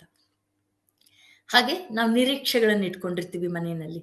ಇವತ್ತು ಅವ್ರು ಮಾಡ್ಬೋದು, ಇನ್ನೊಬ್ರು ಇನ್ನೊಂದಿಷ್ಟು ಮಾಡ್ಲಿ, ನಾನ್ ಮಾಡಿದಕ್ಕೊಂದು ಪ್ರಶಂಸೆ ಸಿಕ್ಲಿ, ನಾನ್ ಮಾಡಿದ್ದನ್ನ ಗುರ್ತಿಸ್ಲಿ, ನಾನು ಇವತ್ತೆಲ್ಲ ಧೂಳೆಲ್ಲ ಹೊಡೆದು ಮನೆಯಲ್ಲೆಲ್ಲ ಎಷ್ಟು ನೀಟಾಗಿ ಮಾಡಿಟ್ಟಿದ್ದೀನಿ, ಬಂದವ್ರು ಗುರ್ಸ್ಲಿ, ಬಂದವ್ರು ಅಂದ್ರೆ ಮನೆಯವರು ಬಂದವಾಗ ಗುರ್ತಿಸ್ಲಿ ಅಂತ. ಅದಾಗ್ದಲ್ಲೇ ಇದ್ರಾಗ ಮತ್ತೆ ಬೇಜಾರಾಗತ್ತೆ, ಸಿಡಿಮಿಡಿ ಅಂತ ಆಗತ್ತೆ. ಇದನ್ನ ನಾವು ಬೆಳೆಸ್ಕೋಬೇಕಂದ್ರೆ ಅದಲ್ಲಿ ಒಂದು ವ್ಯವಸ್ಥಿತ ರೂಪದಲ್ಲಿ ನಾವು ಅದಕ್ಕೆ ಒಂದು ತಳಪಾಯನ ಹಾಕಿರ್ಬೇಕು. ನಿನ್ನೆ ರತ್ನಪ್ರಭಾ ಮೇಡಮ್ ಚೆನ್ನಾಗಿ ಹಾಕಿದ್ರು, ಒಂದು ಮೆಸೇಜ್ ಹಾಕಿದ್ರು. ಇಷ್ಟೆಲ್ಲ ಜನದ ಜೊತೆ ನಾವು ಬದುಕಿ ಬಾಳ್ತಾ ಇರ್ಬೇಕಾದ್ರೆ ನಮ್ಮ ಕಾಂಟ್ರಿಬ್ಯೂಷನ್ ಎಷ್ಟು ಅಂದ್ರೆ, ಪ್ರತಿಯೊಂದು ಮಹಿಳೆ ಅಂತ ತಗೊಂಡ್ರೆ ಅಣ್ಣ ತಮ್ಮಂದ್ರಿಗೆ, ಅಕ್ಕ ತಂಗಿಯರಾಗಿ, ಒಂದು ಮನೆಗೆ ಅತ್ತಿಗೆಗೆ ನಾದ್ಗೆ ಆಗಿ, ನಾದ್ನಿಗೆ ಅತ್ತಿಗೆ ಆಗಿ, ಒಂದು ಮನೆಗೆ ಮದುವೆ ಮಾಡ್ಕೊಂಡು ಹೋದಾಗ ಒಂದು ಸೊಸೆಯಾಗಿ ಹೋಗುವಂಥದ್ದು. ಅಂದ್ರೆ ಒಂದು ಹೆಣ್ಮಕ್ಳಿಗೆ ರೋಲ್ಸ್ ತುಂಬಾ ಇರುತ್ತೆ. ರೋಲ್ಸ್, ಅವರ ಪಾತ್ರಗಳು ವಿಭಿನ್ನವಾಗಿ ಬೆಳೀತಾ ಹೋಗತ್ತೆ. ಯಾರ ಬಾಲ್ಯದಲ್ಲಿ ಅವರು ಭದ್ರತೆಯನ್ನು ಅನುಭವಿಸಿರ್ತಾರೋ ಅವರು ಮದ್ವೆ ಆದ ನಂತರ ಅವರ ಶಕ್ತಿಯನ್ನ ಒಳ್ಳೆಯ ರೀತಿಯಲ್ಲಿ ಉಪಯೋಗಿಸ್ಕೊಂಡು ಒಂದು ಭದ್ರವಾದ ಕುಟುಂಬವನ್ನ ರಚಿಸ್ತಾರೆ. ಅವ್ರಿಗೆ ಅಲ್ಲಿ ಎಕ್ಸ್ಪೆಕ್ಟೇಷನ್ಸ್ ಕಮ್ಮಿ, ಯಾಕೆಂದ್ರೆ ಅವ್ರು ಅದನ್ನ ಅನುಭವಿಸ್ಬಿಟ್ಟಿರ್ತಾರೆ. ಚಿಕ್ಕ ವಯಸ್ಸಿನಲ್ಲಿ ಆ ಥರ ಬೆಳೆದ್ ಬಂದಿದ್ರೆ ಆ ಅನುಭವಿಸಿದಾಗ ಅವ್ರಿಗೆ ಗೊತ್ತಿದೆ ಯಾರ ಮಹತ್ವ ಎಷ್ಟೆಷ್ಟು, ಒಂದು ಸಂಸಾರ ಚೆನ್ನಾಗಿರ್ಬೇಕಾದ್ರೆ ಅದರ ಕೊಡುಗೆಗಳು ಎಷ್ಟೆಷ್ಟಾಗಿರ್ಬೇಕು ಅಂತ. ಆ ನಿಟ್ಟಿನಲ್ಲಿ ಒಂದು ಬದಲಾವಣೆ, ರೋಲಲ್ಲಿ ವ್ಯತ್ಯಾಸ ಆದ್ರೆ, ಮಗಳು ಸೊಸೆಯಾಗಿ ಹೋದಾಗ, ಮಗಳು ಹೆಂಡತಿಯಾಗಿ ಹೋದಾಗ ಏನು ಬದಲಾವಣೆ ಆಗತ್ತೆ ಅನ್ನೋದ್ರ ಬಗ್ಗೆ ತಿಳುವಳಿಕೆ ಇದ್ರೆ ಆ ಪಾತ್ರವನ್ನು ನಿರ್ವಹಣೆ ಮಾಡೋ ಅಂತ ರೋಲ್ಗೆ ತಯಾರಾಗಿ ಹೋಗಿದ್ರೆ ಆ ಮನೆ ನಿಜವಾಗ್ಲೂ ಸ್ವರ್ಗನೇ. ಇಲ್ಲಾಂದ್ರೆ ಕಿರಿಕಿರಿ, ನನ್ಗೆ ಬೇಕು, ನಾನು ಇದು ಬಂದಿದ್ದೀನಿ, ನಾನು ಹೊಸಬಳು ಬಂದಿದ್ದೀನಿ, ನನಗ್ ಪ್ರಯಾರಿಟಿ ಬೇಕು ಅಂತ. ಹಾಗಾಗಿ ಈ ಸಾಮರಸ್ಯವನ್ನ ಒಂದು ಕುಟುಂಬದಲ್ಲಿ ತಂದ್ಕೋಬೇಕು ಅಂತ ಅಂದ್ರೆ ಇದೆಷ್ಟೆಲ್ಲ ಪರಿಶ್ರಮಗಳನ್ನ ಹಾಕುವಂತ ಅವಶ್ಯಕತೆಗಳು ಜಾಸ್ತಿ ಆಗ್ತಾ ಹೋಗುತ್ತೆ. ಹಾಗಾದ್ರೆ ಇಷ್ಟೆಲ್ಲ ಆಯ್ತು, ಸಾಮರಸ್ಯ ಇಲ್ಲದೆ ಇದ್ರೆ ಹೇಗಿರುತ್ತೆ, ಇದ್ರೆ ಹೇಗಿರುತ್ತೆ, ಎಷ್ಟು ಚೆನ್ನಾಗಿರುತ್ತೆ ಅಂತ ನೋಡಿದ್ವಿ. ಇದನ್ನೆಲ್ಲ ನಾವು ನಮ್ಮ ಜೀವನದಲ್ಲಿ ಅಳವಡಿಸ್ಕೊಳ್ಳೋದು ಹೇಗೆ? ಅದಕ್ಕೆ ನಾನು ಯೋಚನೆ ಮಾಡಿದಾಗ, ಈ ಟಾಪಿಕ್ ತಗೊಂಡು ಯೋಚನೆ ಮಾಡಿದಾಗ ನಾನು ಅನ್ಕೊಂಡೆ, ಯಾರು ಭಾಗವಹಿಸ್ತಾ ಇದ್ದಾರೋ ಅವ್ರಿಗೊಂದು ಮಾತ್ರೆ ಕೊಡೋಣ ಅಂತ, ಟ್ಯಾಬ್ಲೆಟ್. ಎಂಥ tablet? It should be a safe tablet. ಹುಷಾರಾಗಿರ್ಬೇಕು, ಯಾವ್ದೋ ತಗೊಂಡ್ರೆ ಸೈಡ್ ಎಫೆಕ್ಟ್ ಆಗ್ದಲೇ ಇರುವಂತಹದ್ದು ಅಂತ. ಸೊ ನಾನೇ ಆ ಟ್ಯಾಬ್ಲೆಟ್ಗೆ ಇಟ್ಟಿದಂತ ಹೆಸರು ಸೇಫ್ ಅಂತ. Let it be safe, SAFE, safe tablet. ಒಂದು ಸಂಸಾರವನ್ನ ಚೆನ್ನಾಗಿ ಮಾಡೋದು ಹೇಗೆ ಅಂತ. ಸೊ ಮೊದಲನೇದು ನಾನು, ಸೆಲ್ಫ್. ನನ್ನ ಕುಟುಂಬಕ್ಕೆ, ನನ್ನ ಕುಟುಂಬದ ವ್ಯವಸ್ಥೆಯಲ್ಲಿ ನನ್ನ ಪಾತ್ರ ಏನು ಅನ್ನೋದು ನನಗೆ ಗೊತ್ತಿರಬೇಕು. ನನ್ನ ಪಾತ್ರ ಮತ್ತೆ ನನ್ನ ಸ್ವಭಾವದ ಇತಿಮಿತಿಗಳು ನನಗೆ ಗೊತ್ತಿರಬೇಕು. ಹೌದಪ್ಪ, ಸುವ್ಯವಸ್ಥೆಯಿಂದ ಇರಬೇಕು, ಸಾಮರಸ್ಯದಿಂದ ಇರಬೇಕು, ಈ ಥಿಯರಿ ಎಲ್ಲರಿಗೂ ಗೊತ್ತು. ಮನೆ ಚೆನ್ನಾಗಿರ್ಬೇಕು, ಖುಷಿಯಾಗಿರ್ಬೇಕು, ಬಂದವ್ರಿಗೆ ಸಂತೋಷ ಆಗ್ಬೇಕು, ಎಲ್ಲ ಕರೆಕ್ಟು. ಆದ್ರೆ ನನ್ನ ಒಳಗಡೆ ಸಿಡಿಮಿಡಿ ಇದ್ರೆ, ಆ ಸಾಮರಸ್ಯ ಅನ್ನೋದು ನನ್ನಲ್ಲೇ ನನಗಿಲ್ದಲೇ ಇದ್ರೆ, ನಾನು ಹೆಂಗ್ ಅದನ್ನ ಹೊರಗೆ ತೋರ್ಸಕ್ಕಾಗತ್ತೆ? ಒಳಗಿದ್ದಿದ್ದು ನನ್ನ ಹತ್ರ ಏನಿದೆಯೋ ಅದನ್ನ ಮಾತ್ರ ನಾನು ಕೊಡಬಲ್ಲೆ ಹೊರಗಡೆ. ನನ್ನಲ್ಲಿ ಪ್ರೀತಿ ವಿಶ್ವಾಸ ಇದ್ರೆ ನಾನು ಬೇರೆಯವ್ರಿಗೆ ಪ್ರೀತಿ ಕೊಡ್ಬೋದು. ನನಗೆ ಇನ್ನೂ ಬೇಕು ಬೇಕು ಬೇಕು ಅನ್ನೋ ಹಪಹಪಿ ಇದ್ರೆ ನಾನು ಕೊಡಕ್ ಸಾಧ್ಯ ಇಲ್ಲ. ಹಾಗಾಗಿ ಫಸ್ಟ್ ನಾನು ನನ್ನ ಸ್ವಭಾವ ಏನು, ನಾನು ಚಿಕ್ಕಂದಿನಿಂದ ಒಂದು ಸೆಲ್ಫ್ ಎಸ್ಟೀಮ್ ಜೊತೆ ಬೆಳೆದು ಬಂದಿದ್ದೀನ, ಆತ್ಮಗೌರವದಿಂದ. ಮತ್ತೆ ಇಲ್ಲಿ ಇದನ್ನ ಅಹಂಕಾರಕ್ಕೆ ಕನ್ಫ್ಯೂಸ್ ಮಾಡ್ಕೊಳ್ಳೋದು ಬೇಡ. ಆತ್ಮಗೌರವ ಅಂದ್ರೆ ನನಗೆ ನಾನು ಕೊಟ್ಟುಕೊಳ್ಳೋ ಅಂತಹ ಒಂದು ಗೌರವ. ನನ್ನ ವ್ಯಕ್ತಿತ್ವ ಹೀಗಿದೆ, ನಾನು ಇಷ್ಟು ಮಾಡಬಲ್ಲೆ, ಇದು ನನಗೆ ಮೀರಿದ್ದು, ಇದಕ್ಕಿಂತ ನಾನು ಇನ್ನೊಂದು 10% ಜಾಸ್ತಿ ಕೊಟ್ರೆ ನಾನು ಖುಷಿಯಾಗಿ ಮಾಡ್ತೀನಿ ಅನ್ನೋದು ಒಂದು ಕಲ್ಪನೆ ಮತ್ತೆ ಒಂದು ಅಳತೆ ನನಗೆ ಗೊತ್ತಿರಬೇಕು. ಇನ್ನೊಂದು, ನಾನು ಎಷ್ಟು ಚೆನ್ನಾಗಿ ನನ್ನ ಆರೋಗ್ಯವನ್ನ ಮೇಂಟೈನ್ ಮಾಡ್ತೀನಿ. ಯಾಕೆಂದ್ರೆ ಇದನ್ನ ಮೇಂಟೈನ್ ಮಾಡೋದು ಅಂತ ಸಾಮರಸ್ಯ ಅಂತ ಅನ್ಕೊಳ್ತಿದ್ದಂಗೆ ನಾವು ಸೈಕಾಲಜಿನಲ್ಲಿ ಏನ್ ಹೇಳ್ತೀವಿ, ದೈಹಿಕ, ಮಾನಸಿಕ, ಭಾವನಾತ್ಮಕ, ಆಧ್ಯಾತ್ಮಿಕ, ಮಿಕ್ಕಿದ್ದಕ್ಕೆಲ್ಲ ಹೋಗೋದು ಬೇಡ. ನಾನು ಅಂತ ತಗೊಂಡಾಗ ನಂದ 3 ಸರಿ ಇರ್ಬೇಕು. ನನ್ನ ದೈಹಿಕ ಆರೋಗ್ಯ ಚೆನ್ನಾಗಿರ್ಬೇಕು, ನಾನು ಆಲೋಚನೆ ಮಾಡೋ ರೀತಿ ಚೆನ್ನಾಗಿರ್ಬೇಕು, ನಾನು ಮಾಡ್ತಾ ಇರೋಂಥ ಕರ್ತವ್ಯ ಕೂಡ ಸರಿಯಾಗಿರ್ಬೇಕು.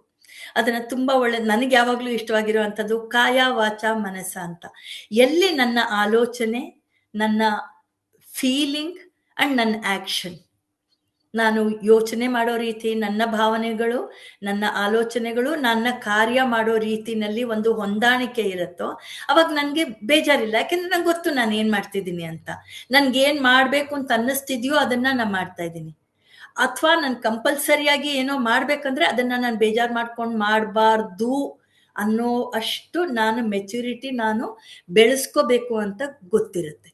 ಸೊ ಇಷ್ಟನ್ನ ನಾನು ನನ್ನ ಸೆಲ್ಫಲ್ಲಿ, ಎಸ್, ಅದರಲ್ಲಿ ನಾನು ಆಲೋಚನೆ ಮಾಡ್ಕೊಳ್ತಾ ಹೋದಾಗ ನನ್ನ ಪಾಸ್ಟಲ್ಲಿ, ನನಗೆ ನನ್ನ ಮುಂಚಿನ ಜೀವನದಲ್ಲಿ, ಅಂದ್ರೆ ಈಗಾಗಲೇ ನಂಗೆ 50+ ಆಗಿದೆ, ನನ್ನ ಮುಂಚಿನ ಜೀವನದಲ್ಲಿ ಆಗಿರುವಂಥ ಕಹಿ ಘಟನೆಗಳಿರ್ಬೋದು, ಅಥವಾ ನಾನೇ ಮಾಡಿರುವಂಥ ತಪ್ಪುಗಳಿರ್ಬೋದು, ಗಿಲ್ಟಿ ಕಾನ್ಷಿಯಸ್ ಇರ್ಬೋದು, ಅವು ನನ್ನ ಇವತ್ತಿನ ಜೀವನಕ್ಕೆ ಅಫೆಕ್ಟ್ ಆಗದ ಹಾಗೆ ನಾನು ಏನ್ ಮಾಡಬೇಕು ಅಂತ ನಾನು ವರ್ಕೌಟ್ ಮಾಡಬೇಕು. ಹಾಗಂತ ನನಗೆ ಕೊರಗಿಲ್ವಾ? ಇದೆ.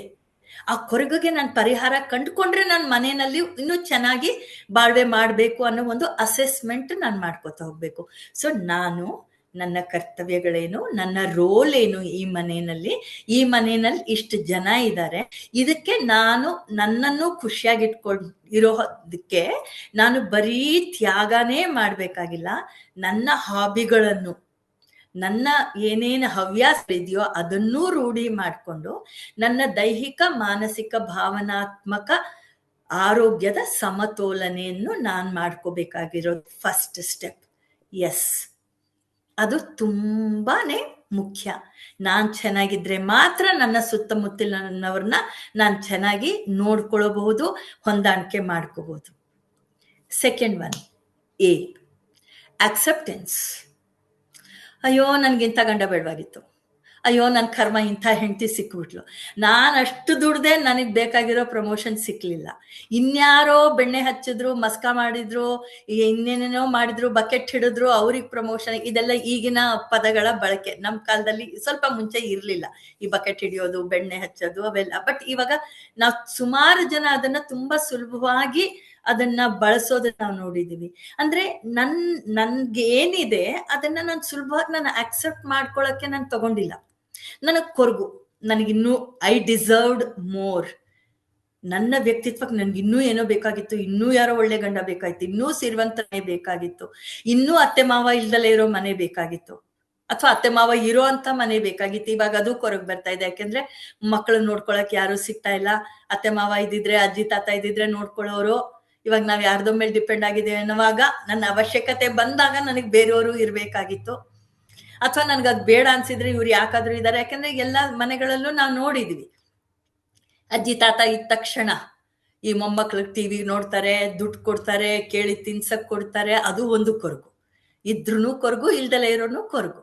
ಸೊ ಅದನ್ನ ನಾವು ಹೇಗೆ ಆಕ್ಸೆಪ್ಟ್ ಮಾಡ್ತೀವಿ, ನನ್ನ ಜೀವನದಲ್ಲಿ ನನಗೆ ಸಿಕ್ಕಿರೋದು ಇಷ್ಟು, ಇದನ್ನ ನಾನು ಎಷ್ಟು ಸುಂದರವಾಗಿ ನಾನು ಮಾಡ್ಕೋಬಲ್ಲೆ, ಮತ್ತೆ ಇದು ನನ್ನ ಸಂಸಾರ, ಇದನ್ನ ಅಕ್ಸೆಪ್ಟ್ ಮಾಡ್ಕೊಳ್ಳೋದನ್ನು ತುಂಬಾ ಮುಖ್ಯ ಆಗಿದೆ. ನನಗೆ ಯಾರ್ ಲೈಫ್ ಪಾರ್ಟ್ನರ್ ಸಿಕ್ಕಿದಾರೋ ಅವರ ಜೊತೆ ನಾನು ಹೇಗೆ ಇನ್ನೂ ಹೆಚ್ಚಿನ ರೀತಿಯಲ್ಲಿ ಒಳ್ಳೆಯ ಜೀವನ ನಡೆಸ್ಬೋದು. ಪಾರ್ಟ್ನರ್ ಸಿಕ್ಬೋದು.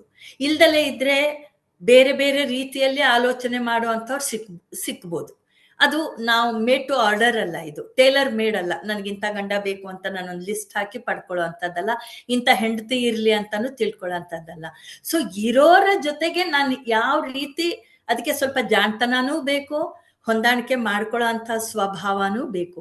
ಇಷ್ಟನ್ನ ನಾನು ಮಾಡ್ಕೊಳ್ತಾ ಇದ್ದಾಗ ನನ್ನ ಏನ್ ಎಕ್ಸ್ಪೆಕ್ಟೇಷನ್ಸ್ ಇದೆ ಅದನ್ನ ನಾನು ಎಷ್ಟು ಪೂರೈಸಬಲ್ಲೆ. ಯಾಕಂದ್ರೆ ಈ ಆಕ್ಸೆಪ್ಟೆನ್ಸ್ ಅನ್ನೋದು ನಾನು ಒಪ್ಪಿಕೊಳ್ಳುವ ಮನೋಭಾವ ಇರೋದು ತುಂಬಾ ಮುಖ್ಯ ಆಗತ್ತೆ. ಇಲ್ಲಾಂದ್ರೆ ಪ್ರತಿಯೊಬ್ರು ನನ್ನ ಸುತ್ತಮುತ್ತಲ ಇರೋರು ಒಂದೊಂದು ಎಕ್ಸ್ಪೆಕ್ಟ್ ಮಾಡ್ತಾರೆ. ಇವತ್ ನಾವು ಮಕ್ಕಳಲ್ಲೇ ನಾವು ನೋಡ್ತೀವಿ, ಇವತ್ ಪಲಾವ್ ಮಾಡು, ಇವತ್ ಚಿತ್ರಾನ್ನ ಮಾಡು, ಉಪ್ಪಿಟ್ಟು ಮಾಡು, ಇಲ್ಲ ಇದ್ಯಾವುದು ಬೇಡ ರೊಟ್ಟಿ ಮಾಡು.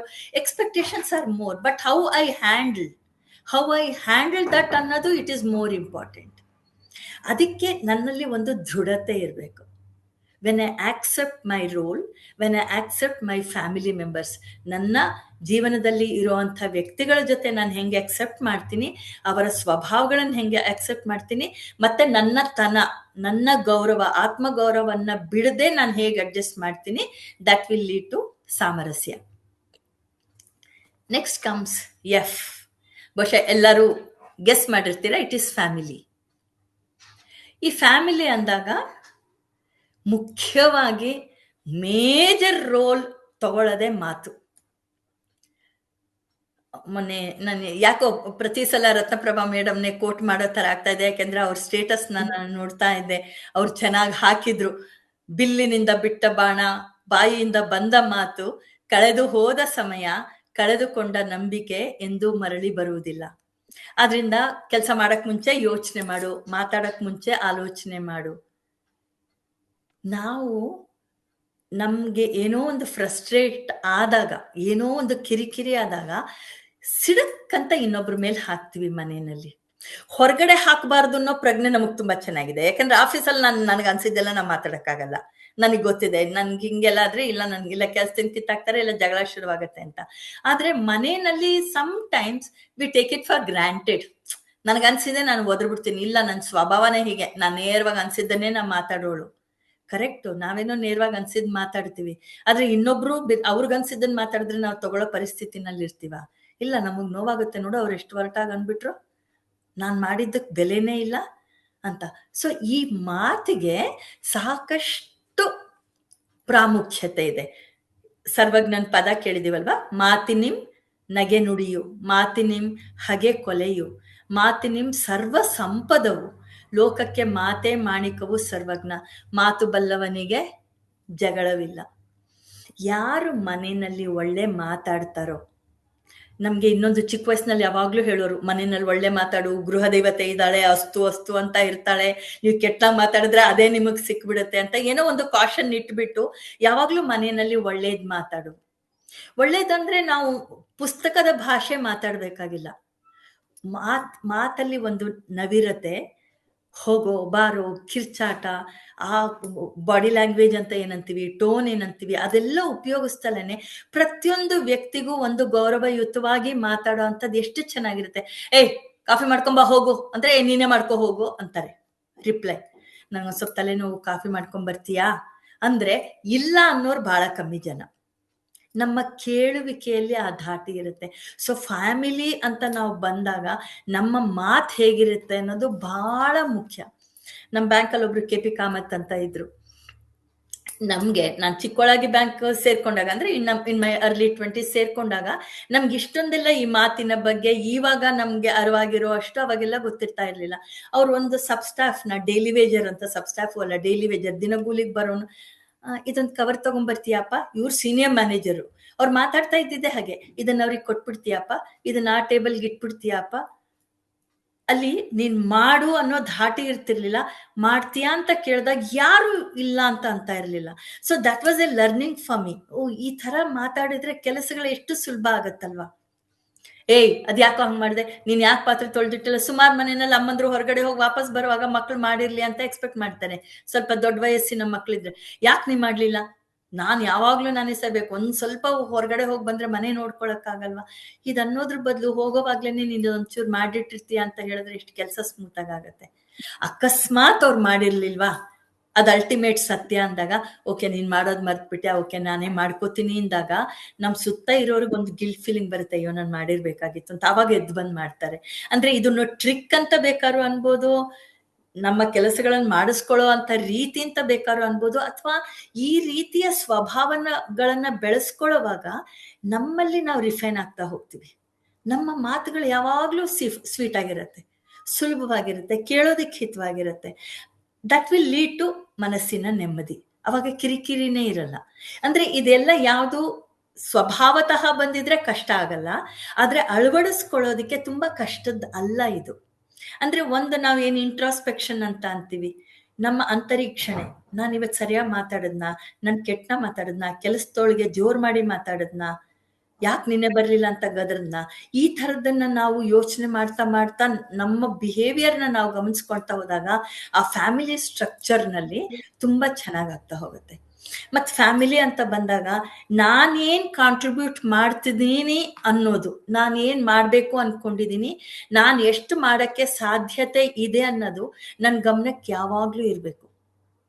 ನನ್ ಸೊಸೆ ಬೆಳಗಾಗೆದ್ ಬ್ಯಾಗ್ ಎತ್ಕೊಂಡು ಹೊಟ್ಟೋಗ್ತಾಳ, ಅವಳು ಮಾಡೋದೇ ಇಲ್ಲ, ನಾನೇ ಮಾಡ್ಬೇಕಾ, ಬಂದ್ಮೇಲೆ ಮಾಡ್ಕೊಳ್ಳಿ ಅವಳು ಅಂತ ಕಾಂಪಿಟೇಷನ್ ಬಿದ್ರೆ ಅವಾಗ ನಾವ್ ದೊಡ್ಡವರಾಗಲ್ಲ. ಅವಳು ಹೊರಗೂ ಹೋಗಿ ಬರ್ತಾಳೆ, ಇರ್ಲಿ ನಾನ್ ಮಾಡ್ತೀನಿ ಇವಾಗ ಅಂತಂದ್ರೆ ನಾವು ರೋಲ್ ಮಾಡೆಲ್ ಆಗ್ತೀವಿ. ಸುಮಾರು ಮನೆಗಳಲ್ಲಿ, ಎಕ್ಸಾಂಪಲ್ ನಮ್ಮ ಮನೆಯಲ್ಲೇನೆ ಆಗಿರ್ಬೋದು, ಮಗಳಿಗೂ ಸೊಸೆಗೂ ಹೋಲಿಕೆ ಬರುತ್ತೆ. ಮಗಳು ಒಂದ್ ರೀತಿ ಒಂದು ತೂಕ ಆದ್ರೆ ಸೊಸೆ ಒಂದ್ ರೀತಿ ತೂಕ ಆಗತ್ತೆ. ನಮ್ಮತ್ತೆ ಯಾವಾಗ್ಲೂ ಹೇಳೋರು, ಸೊಸೆ ಯಾವಾಗ್ಲೂ ನಮ್ ಜೊತೆಗಿರ್ತಾಳೆ, ಸೊಸೆಯ ಆಯ್ಕೆ ಸ್ವಲ್ಪ ಜಾಸ್ತಿ ಹುಷಾರಾಗೆ ಮಾಡ್ಬೇಕು ಅಂತ. ನನ್ಗೆ ಆವಾಗ ನಗು ಬರ್ತಾ ಇತ್ತು, ಇವಾಗ ಅನ್ಸತ್ತೆ ಹೌದಲ್ವಾ, ಹೆಣ್ಮಕ್ಳನ್ನೇನೋ ಇನ್ನೊಬ್ರ ಮನೆಗೆ ಕೊಟ್ಟಿರ್ತೀವಿ. ಆದ್ರೆ ಇವಾಗ ಎಲ್ಲಾರ್ದು ಜವಾಬ್ದಾರಿ ಈಕ್ವಲ್ ಆಗಿದೆ. ಯಾರು ಹೊರಗೆ ಹೋಗ್ತಿದ್ದಂಗೆ ಅವ್ರ ಜವಾಬ್ದಾರಿ ಇಲ್ಲ ಅಂತಲ್ಲ, ಮನೆಯಲ್ಲಿ ಇರೋರು ನೋಡ್ಕೊಳ್ತಾರೆ ಅಂತ ಅಲ್ಲ. ಈ ಮಾತಿಗನ ಪ್ರಾಸಂಗಿಕವಾಗಿ ಹೇಳ್ದೆ ಅಷ್ಟೇ. ಸೊ ನಾವ್ ಎಷ್ಟು ಮಾಡ್ತೀವಿ ಅನ್ನೋದು ಬೇರೆಯವ್ರು ಮಾಡ್ತಾ ಇದಾರಾ ಇಲ್ವಾ ಅನ್ನೋದ್ರ ಮೇಲೆ ಡಿಪೆಂಡ್ ಆದ್ರೆ ನಮ್ಮ ಮನಸ್ಸಿಗೆ ನೆಮ್ಮದಿ ಇರಲ್ಲ.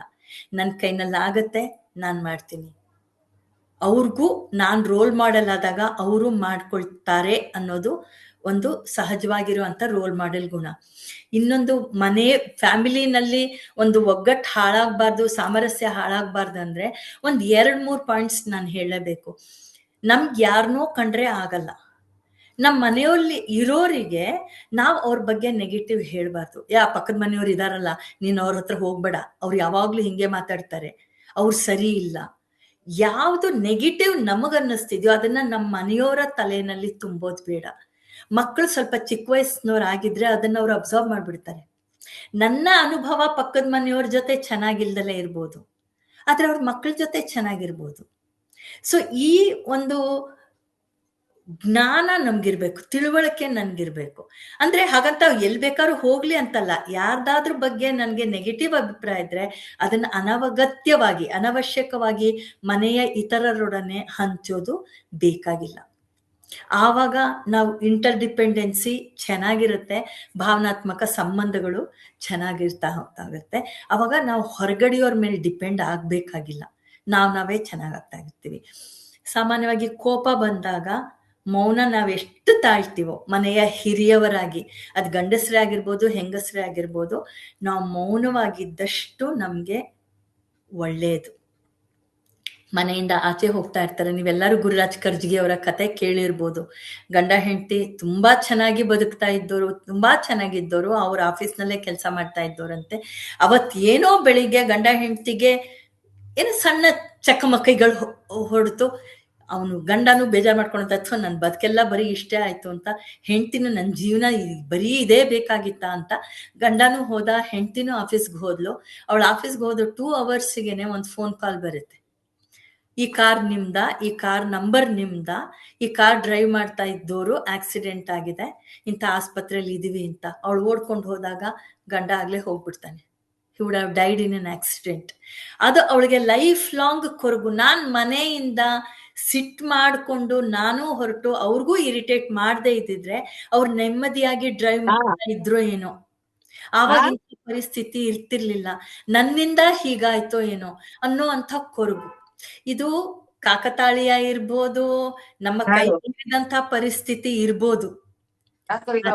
ಇಂಥದೊಂದು ಪರಿಸ್ಥಿತಿ ಬರ್ದಲೇ ಇರೋ ತರ ಮಾಡ್ಬೇಕು ಅಂದಾಗ, ತುಂಬಾ ಕೋಪ ಬಂದಾಗ ಮೌನವಾಗಿರುವಂಥದ್ದು ಲೇಸು.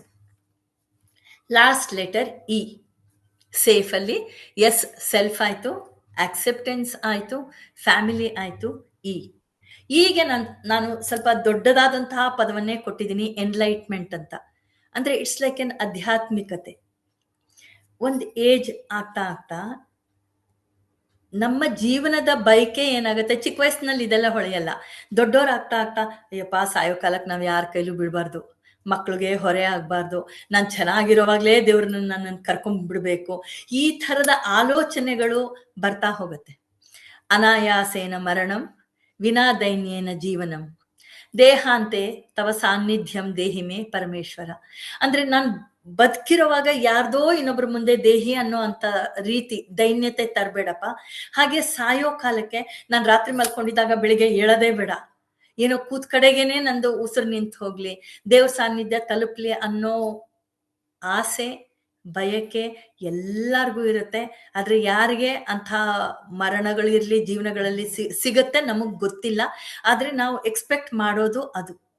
ಜೊತೆಗೆ ಇದೇ ಸ್ಟೇಜಲ್ಲಿ 60-70 ದಾಟದ ಮೇಲೆ ಜೀವನದ ನಿಜವಾದ ವಾಸ್ತವತೆ ಅಂತ ಅಂದ್ರೆ ಬಿರಿವ್ಮೆಂಟ್, ನಮ್ಮ ಲೈಫ್ ಪಾರ್ಟ್ನರ್ನ ನಾವು ಕಳ್ಕೋಬಹುದು.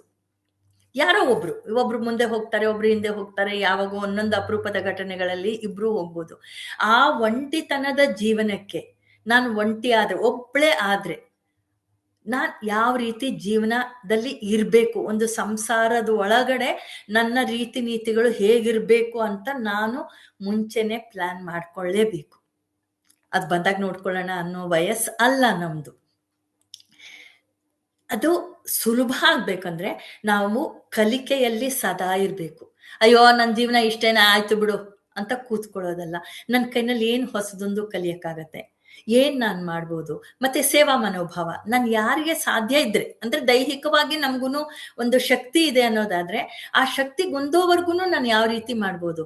ಮನೆಯಲ್ಲೇ ಕೂತ್ಕೊಂಡು ಅಕ್ಕಪಕ್ಕದ ಮಕ್ಳಿಗೆ 4 ಕತೆ ಹೇಳ್ಬೋದಾ, ಮನೆಯ ಮಕ್ಕಳಿಗೇನೆ ಒಂದ್ ಸ್ವಲ್ಪ ಶ್ಲೋಕಗಳನ್ನ ಹೇಳ್ಕೊಡ್ಬೋದಾ. ಯಾವುದೋ ಒಂದು ನಿರ್ದಿಷ್ಟ ಬದುಕು ಅಂತ ನನಗಿದೆ, ಯಾವ ತಾಯಸ್ ಮುಗಿಯತ್ತೆ ಅಂತ ಗೊತ್ತಿಲ್ಲ, ಅಲ್ಲಿವರೆಗೂ ನಾನು ಹೊರೆ ಆಗದಂಗೆ ನಾನು ಬದುಕಬಹುದಾ. ಸೊ ಕಲಿಕೆ ಒಂದು. ಮತ್ತೆ ಯಾವಾಗ್ಲೂ ಓಲ್ಡ್ ಏಜ್ ಯಾಕೆ ನಮ್ಗೆ ಒಂಥರ ತುಂಬಾ ಭಾರ ಅಂತ ಅನ್ಸುತ್ತೆ ಅಂದ್ರೆ, ನಮ್ಗೆ ಎಕ್ಸ್ಪೆಕ್ಟ್ ನಾಳೆ ಏನು ಅನ್ನೋದೇ ಇಲ್ಲ, ಎಲ್ಲಾ ದಿನಾನು ಒಂದೇ ತರ ಅಂತ ಅಂದಾಗ ನಮ್ಗೆ ಅದ್ರಲ್ಲಿ ವೈವಿಧ್ಯತೆನೇ ಕಾಣಿಸಲ್ಲ. We always need something to expect. ಓ ನಾಳೆ ಮದ್ವೆಗೆ ಹೋಗ್ಬೇಕಾ, ಯಾವ ಸೀರೆ ಉಟ್ಕೊಳ್ಳಿ, ಓ ನಾಳೆ ತರಕಾರಿ ತರ್ಬೇಕಾ, ಯಾವ ಮಾರ್ಕೆಟ್ ಇಂದ ತರ್ಲಿ. This should be something to look forward. ನಾಳೆ ಏನೋ ಇದೆ ಅನ್ನುವಂಥ ಒಂದು ತಾನಾಗೆ ಒದಗ್ದಲೇ ಇದ್ರೆ ನಾವಾಗೇ ಒಂದು ಸನ್ನಿವೇಶಗಳನ್ನ ಅಥವಾ ಒಂದು ಗುರಿಗಳನ್ನ ನಾವು ಹುಟ್ಟಿಸ್ಕೋತಾ ಹೋಗ್ಬೇಕಾಗತ್ತೆ. ಮತ್ತೆ ಇನ್ನೇನು ಆಗ್ಲಿಲ್ಲ ಅಂದ್ರೆ ಇತರರಿಗಾಗಿ ಪ್ರಾರ್ಥನೆ. ದೇವ್ರೆ ಸರ್ವೇ ಜನಾಹ ಸುಖಿನೋ ಭವಂತು, ಎಲ್ಲಾರನ್ನೂ ಚೆನ್ನಾಗಿ ಇಟ್ಟಿರಪ್ಪ ಅಂತ ನಾವು ಮಂಕುತಿಮ್ಮನ ಕಗ್ಗದಲ್ಲಿ ಕೇಳಿದೀವಿ. ಹೊರಡು ಕರೆ ಬರಲ್ಲ ಅಳದೆ ಮಂಕುತಿಮ್ಮ, ನನ್ನ ಟೈಮ್ ಆಯ್ತು ಹೋಗ್ತಾ ಇರ್ಬೇಕಾರೆ ಜೈ ಅಂತ ಹೋಗ್ತಾ ಇರೋಣ ಅಂತ. ಒಟ್ನಲ್ಲಿ ನಮ್ ಬಾಳಿಗೆ ಪ್ರಿಪರೇಟ್ ಮಾಡ್ಕೋತಾ ಇರ್ಬೇಕಾದ್ರೆ ಇದು ಸಾಮರಸ್ಯಕ್ಕೆ ಸಂಬಂಧಪಟ್ಟಿದ್ದೆ. ಯಾಕೆಂದ್ರೆ ನನ್ ಕೈನಲ್ಲಿ ಆಗಲ್ಲ ಅಂತ ಅಂತಿದ್ದಂಗೆ ಮನೆ ಒಳಗ್ ಕೂತ್ಕೊಂಡು ದಿನಾ ಗೋಳ್ ಕರಿಯರೆ ಆಗ್ಬಿಟ್ಟಿದ್ರೆ ನಾವು ಸುಮಾರು ಮನೆಗಳಲ್ಲಿ ನೋಡಿದ್ವಿ. ಎಲ್ಲಾರು ಹೋಗ್ತಿದ್ದಂಗೆ ಅವ್ರ ತಲೆಯಿಂದ ಕಾಲ್ವರೆಗೂ ಅಲ್ಲಿ ನೋವು ಇಲ್ಲಿ ನೋವು, ಅದಾಗಿದೆ ಇದಾಗಿದೆ ಅಂತ ಹೇಳ್ತಾ ಇರ್ತಾರೆ. ಪಾಪ ನಾವು ಕೇಳಿಸ್ಕೊಳ್ತೀವಿ.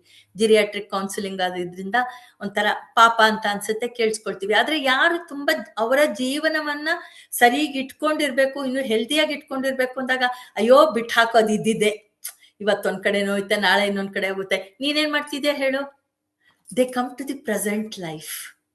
ಯಾರು ಅಷ್ಟಕ್ಕೆ ತಯಾರಾಗ್ತಾ ಹೋಗ್ತಾರೋ ಅವ್ರಿಗೆ ಅವರ ಸಮಸ್ಯೆಗಳು ತುಂಬಾ ಭಾರ ಅಂತ ಅನ್ಸಲ್ಲ. ಅಂಥವ್ರನ್ನ ಮನೆಯವ್ರು ನೋಡ್ಕೊಳ್ಳೋದನ್ನು ಕಷ್ಟ ಅಂತ ಅನ್ಸಲ್ಲ. ಇದರಲ್ಲಿ ನಾನು ಒಬ್ಬರು ಲೇಡಿದು ನಾನು ಎಕ್ಸಾಂಪಲ್ ಕೊಡ್ಲೇಬೇಕು. ಯಾಕಂದ್ರೆ ಐ ಫೀಲ್ ಕೆಲವು ವಿಷಯಗಳಿಗೆ she is my role model. ನನ್ನ ಗಂಡನ ಫ್ರೆಂಡ್ ತಾಯಿ ತುಂಬಾ ಮನೆಯಲ್ಲಿ ಅವ್ರದ್ದು ತುಂಬಾ ಚೆನ್ನಾಗಿರುವಂತ ಜೀವನ ನಡೀತಿರ್ಲಿಲ್ಲ. ಕಷ್ಟವಾದ ಜೀವನ ಇತ್ತು. ಮಗ ದೂರ ಆದ, ಮಗಳು ನೋಡ್ಕೊಳ್ತಾ ಇದ್ಲು ಎಲ್ಲ. ಅಮ್ಮ ಹೇಗಿದ್ದೀರಾ ಅಂತ ಏನಾದ್ರು ಮಾತಾಡ್ಸಿದ್ರೆ, ಅಯ್ಯೋ ನೋಡು ನನ್ಗೆ ಋಷಪಂಚಮಿ ವ್ರತ ಹಿಡಿಬೇಕು ಅಂತ ಇಷ್ಟ. ಪಾಪ ತುಂಬಾ ವಯಸ್ಸು ಹಳೆ ಕಾಲದವರು. ನನ್ಗೆ ಋಷಿ ಪಂಚಮಿ ವ್ರತದ ಬಗ್ಗೆ ನಂಗೆ ಜಾಸ್ತಿ ಗೊತ್ತಿಲ್ಲ. ಆಕೆಯ ಮಾತು ಋಷಿ ಪಂಚಮಿ ವ್ರತ ಹಿಡಿಬೇಕು ಅಂತ ನನಗ್ ತುಂಬಾ ಇಷ್ಟ. ಆದ್ರೆ ಆ ವ್ರತ ಹಿಡಿದ್ ಬಿಟ್ರೆ ಬಹಳ ನೇಮ ಮೈಲ್ಗೆ ಅದೆಲ್ಲ ತುಂಬಾ ನೋಡ್ಬೇಕಾಗತ್ತೆ. ನಾನು ಯಾರಿಗೂ ಸಹಾಯನೇ ಮಾಡಕ್ಕಾಗಲ್ಲ ಅವಾಗ. ನನ್ಗೆ ಇವಾಗ ಎಷ್ಟು ಜನ ಮನೆಯಲ್ಲಿ ನಾನು ಬಾಣಂತಿಯರಿಗೆ ನಾನು ಸೇವೆ ಮಾಡಕ್ ಹೋಗ್ತೀನಿ.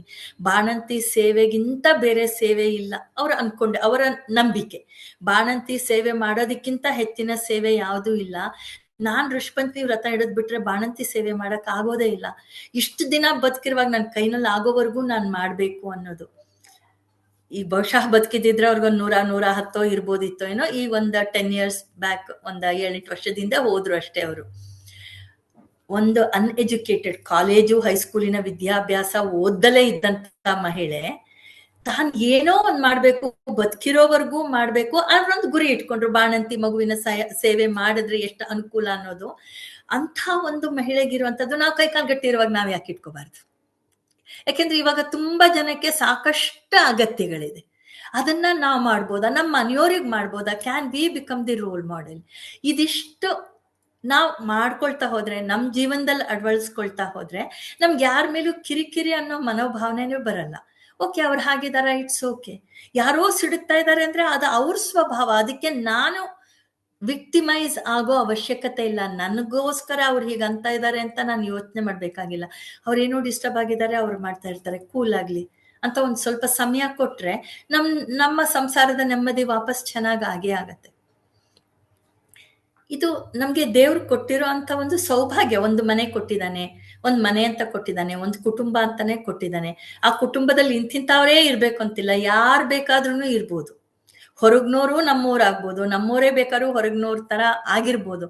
ಆದ್ರೆ ನಮಗೆ ಯಾರ ಜೊತೆ ಆತ್ಮೀಯತೆ ಇರುತ್ತೋ ಅಂಥವ್ರನ್ನ ಒಳಗೊಂಡಿದಂತ ಒಂದು ಕುಟುಂಬ ವ್ಯವಸ್ಥೆನ ನಾವೇ ಮಾಡ್ಕೊಂಡು ಅದರಲ್ಲಿ ಸಾಮರಸ್ಯ ಹುಡ್ಕೊಳ್ತಾ ಹೋದ್ರೆ ನಮ್ ಜೀವನಾನು ಚೆನ್ನಾಗಾಗತ್ತೆ.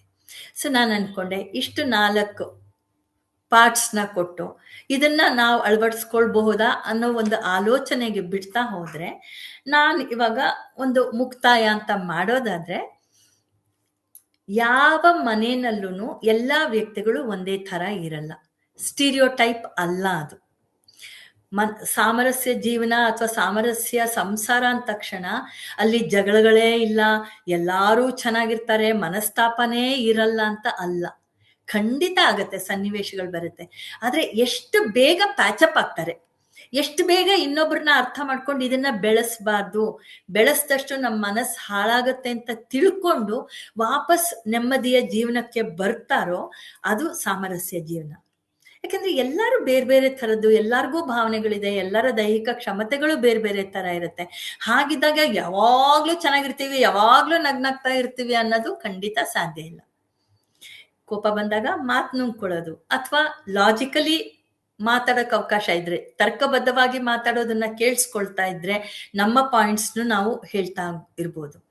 ಕಡೆಯಲ್ಲಿ ನನ್ಗೆ ಅನ್ಸೋದು, ಎಲ್ಲಾರ್ನು ಮನೆಯಲ್ಲಿ ಇರೋರ್ನೆಲ್ಲ ನಾ ಖುಷಿಯಾಗಿ ನೋಡ್ಕೋತೀನಿ ಅನ್ನೋ ಒಂದು ಗುರಿನ ಇಟ್ಕೊಳ್ಳೋದು ಬೇಡ.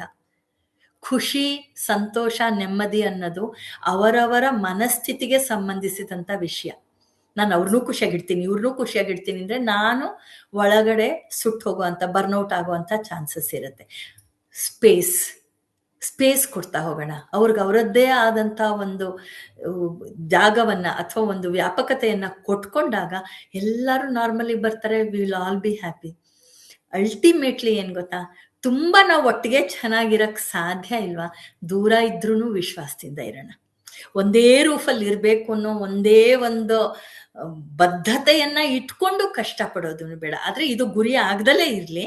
ಆದ್ರೆ ಎಲ್ಲಿ ನಮಗ್ ನೆಮ್ಮದಿ ಇದೆಯೋ, ಎಲ್ಲಿ ವಿಶ್ವಾಸ ಇದೆಯೋ, ಎಲ್ಲಿ ನಾವು ನಮ್ಮ ಕುಟುಂಬಕ್ಕೋಸ್ಕರ ಸಾಮರಸ್ಯಕ್ಕೋಸ್ಕರ ಮಾಡಬಹುದು ಅಂತ ನಾವು ಗ್ಯಾರಂಟಿ ಇಟ್ಕೊಳ್ತೀವೋ, ನಮ್ಗೆ ಧೈರ್ಯ ಇದೆಯೋ, ಅಲ್ಲಿವರೆಗೂ ನಾವೆಲ್ಲರೂ ಚೆನ್ನಾಗಿರೋಣ ಅಂತ ಅನ್ಸುತ್ತೆ. ಯಾಕೆಂದ್ರೆ ನಂಬಿಕೆ, ಪ್ರೀತಿ, ವಿಶ್ವಾಸ, ತಾಳ್ಮೆಯೇ ತಳಹದಿ. ಅದಿಲ್ದಲೇ ಇದ್ರೆ ಯಾವ ಸಂಬಂಧಗಳುವೆ ತುಂಬಾ ಚೆನ್ನಾಗಿ ಅಂತ ಮಾಡಲ್ಲ. ಸಹನೆಯೇ ವಜ್ರ ಕವಚ ಮಂಕುತಿಮ್ಮ ಅಂತ ಹೇಳ್ತಾರೆ ಕಗ್ಗದಲ್ಲಿ. ಎಲ್ಲಿ ಸಹನೆ ಇದೆಯೋ ತಾಳಿದವನು ಬಾಳಿಯಾನು. ತಾಳ್ಮೆ, ತಾಳ್ಮೆ, ತಾಳ್ಮೆ ಇದು ಒಂದೇ ನಿತ್ಯದ ಮಂತ್ರ. ಅದರಿಂದ ಖಂಡಿತ ನಾವು ಸಾಧಿಸ್ಬೋದು. ಆ ತಾಳ್ಮೆಯನ್ನು ಬೇರೆಯವ್ರಿಗೂ ಕೊಡ್ಬೋದು. ಒಂದು ಸುಖ ಜೀವನವನ್ನ ಮಾಡ್ಬೋದು ಅಂತ ಹೇಳ್ತಾ ನನ್ನ ಇವತ್ತಿನ ಮಾತುಗಳನ್ನ ವಯೋಮಾನಸ ಸಂಜೀವಿನಿ ತಂಡದವರಿಗೆ ಧನ್ಯವಾದಗಳನ್ನ ಅರ್ಪಿಸ್ತಾ, ಭಾಗವಹಿಸಿದ ಎಲ್ಲಾ ಸಭಿಕರಿಗೂ ನನ್ನ ಧನ್ಯವಾದಗಳನ್ನ ಅರ್ಪಿಸ್ತಾ ನನ್ನ ಮಾತುಗಳನ್ನ ಮುಗಿಸ್ತೀನಿ.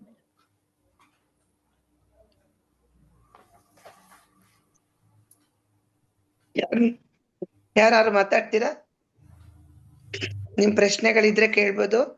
ಇಲ್ಲ ಇಷ್ಟೊತ್ತು ಮಾತಾಡಿದ್ರೆಲ್ಲ ನಿಮ್ಮ ಅನಿಸಿಕೆ ಅಭಿಪ್ರಾಯಗಳನ್ನ ಹಂಚ್ಕೊಬೋದು. ಯಾರು ಮಾತಾಡ್ತೀರಾ?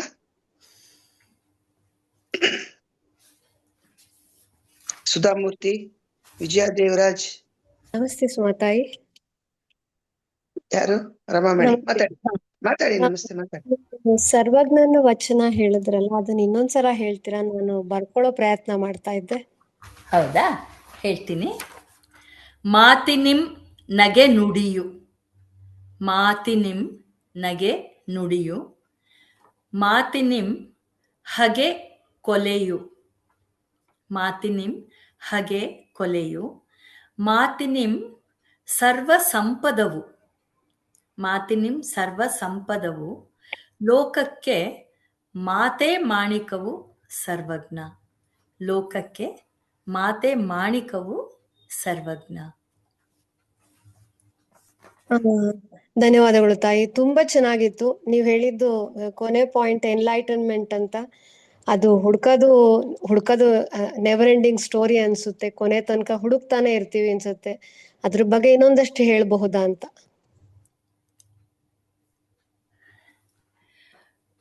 ಈ ಎನ್ಲೈಟ್ಮೆಂಟ್ ಅನ್ನೋ ಪದ ನಾನು ಯಾತಿಗೆ ತಗೊಂಡೆ ಅಂದ್ರೆ, ದಿನನಿತ್ಯದ ಸಂಸಾರದ ಬಗ್ಗೆ ಆಲೋಚನೆ ಮಾಡ್ತಾ ಇರುವಾಗ ನಮ್ಮ ಕರ್ತವ್ಯಗಳು ಒಂದು ಭಾಗ.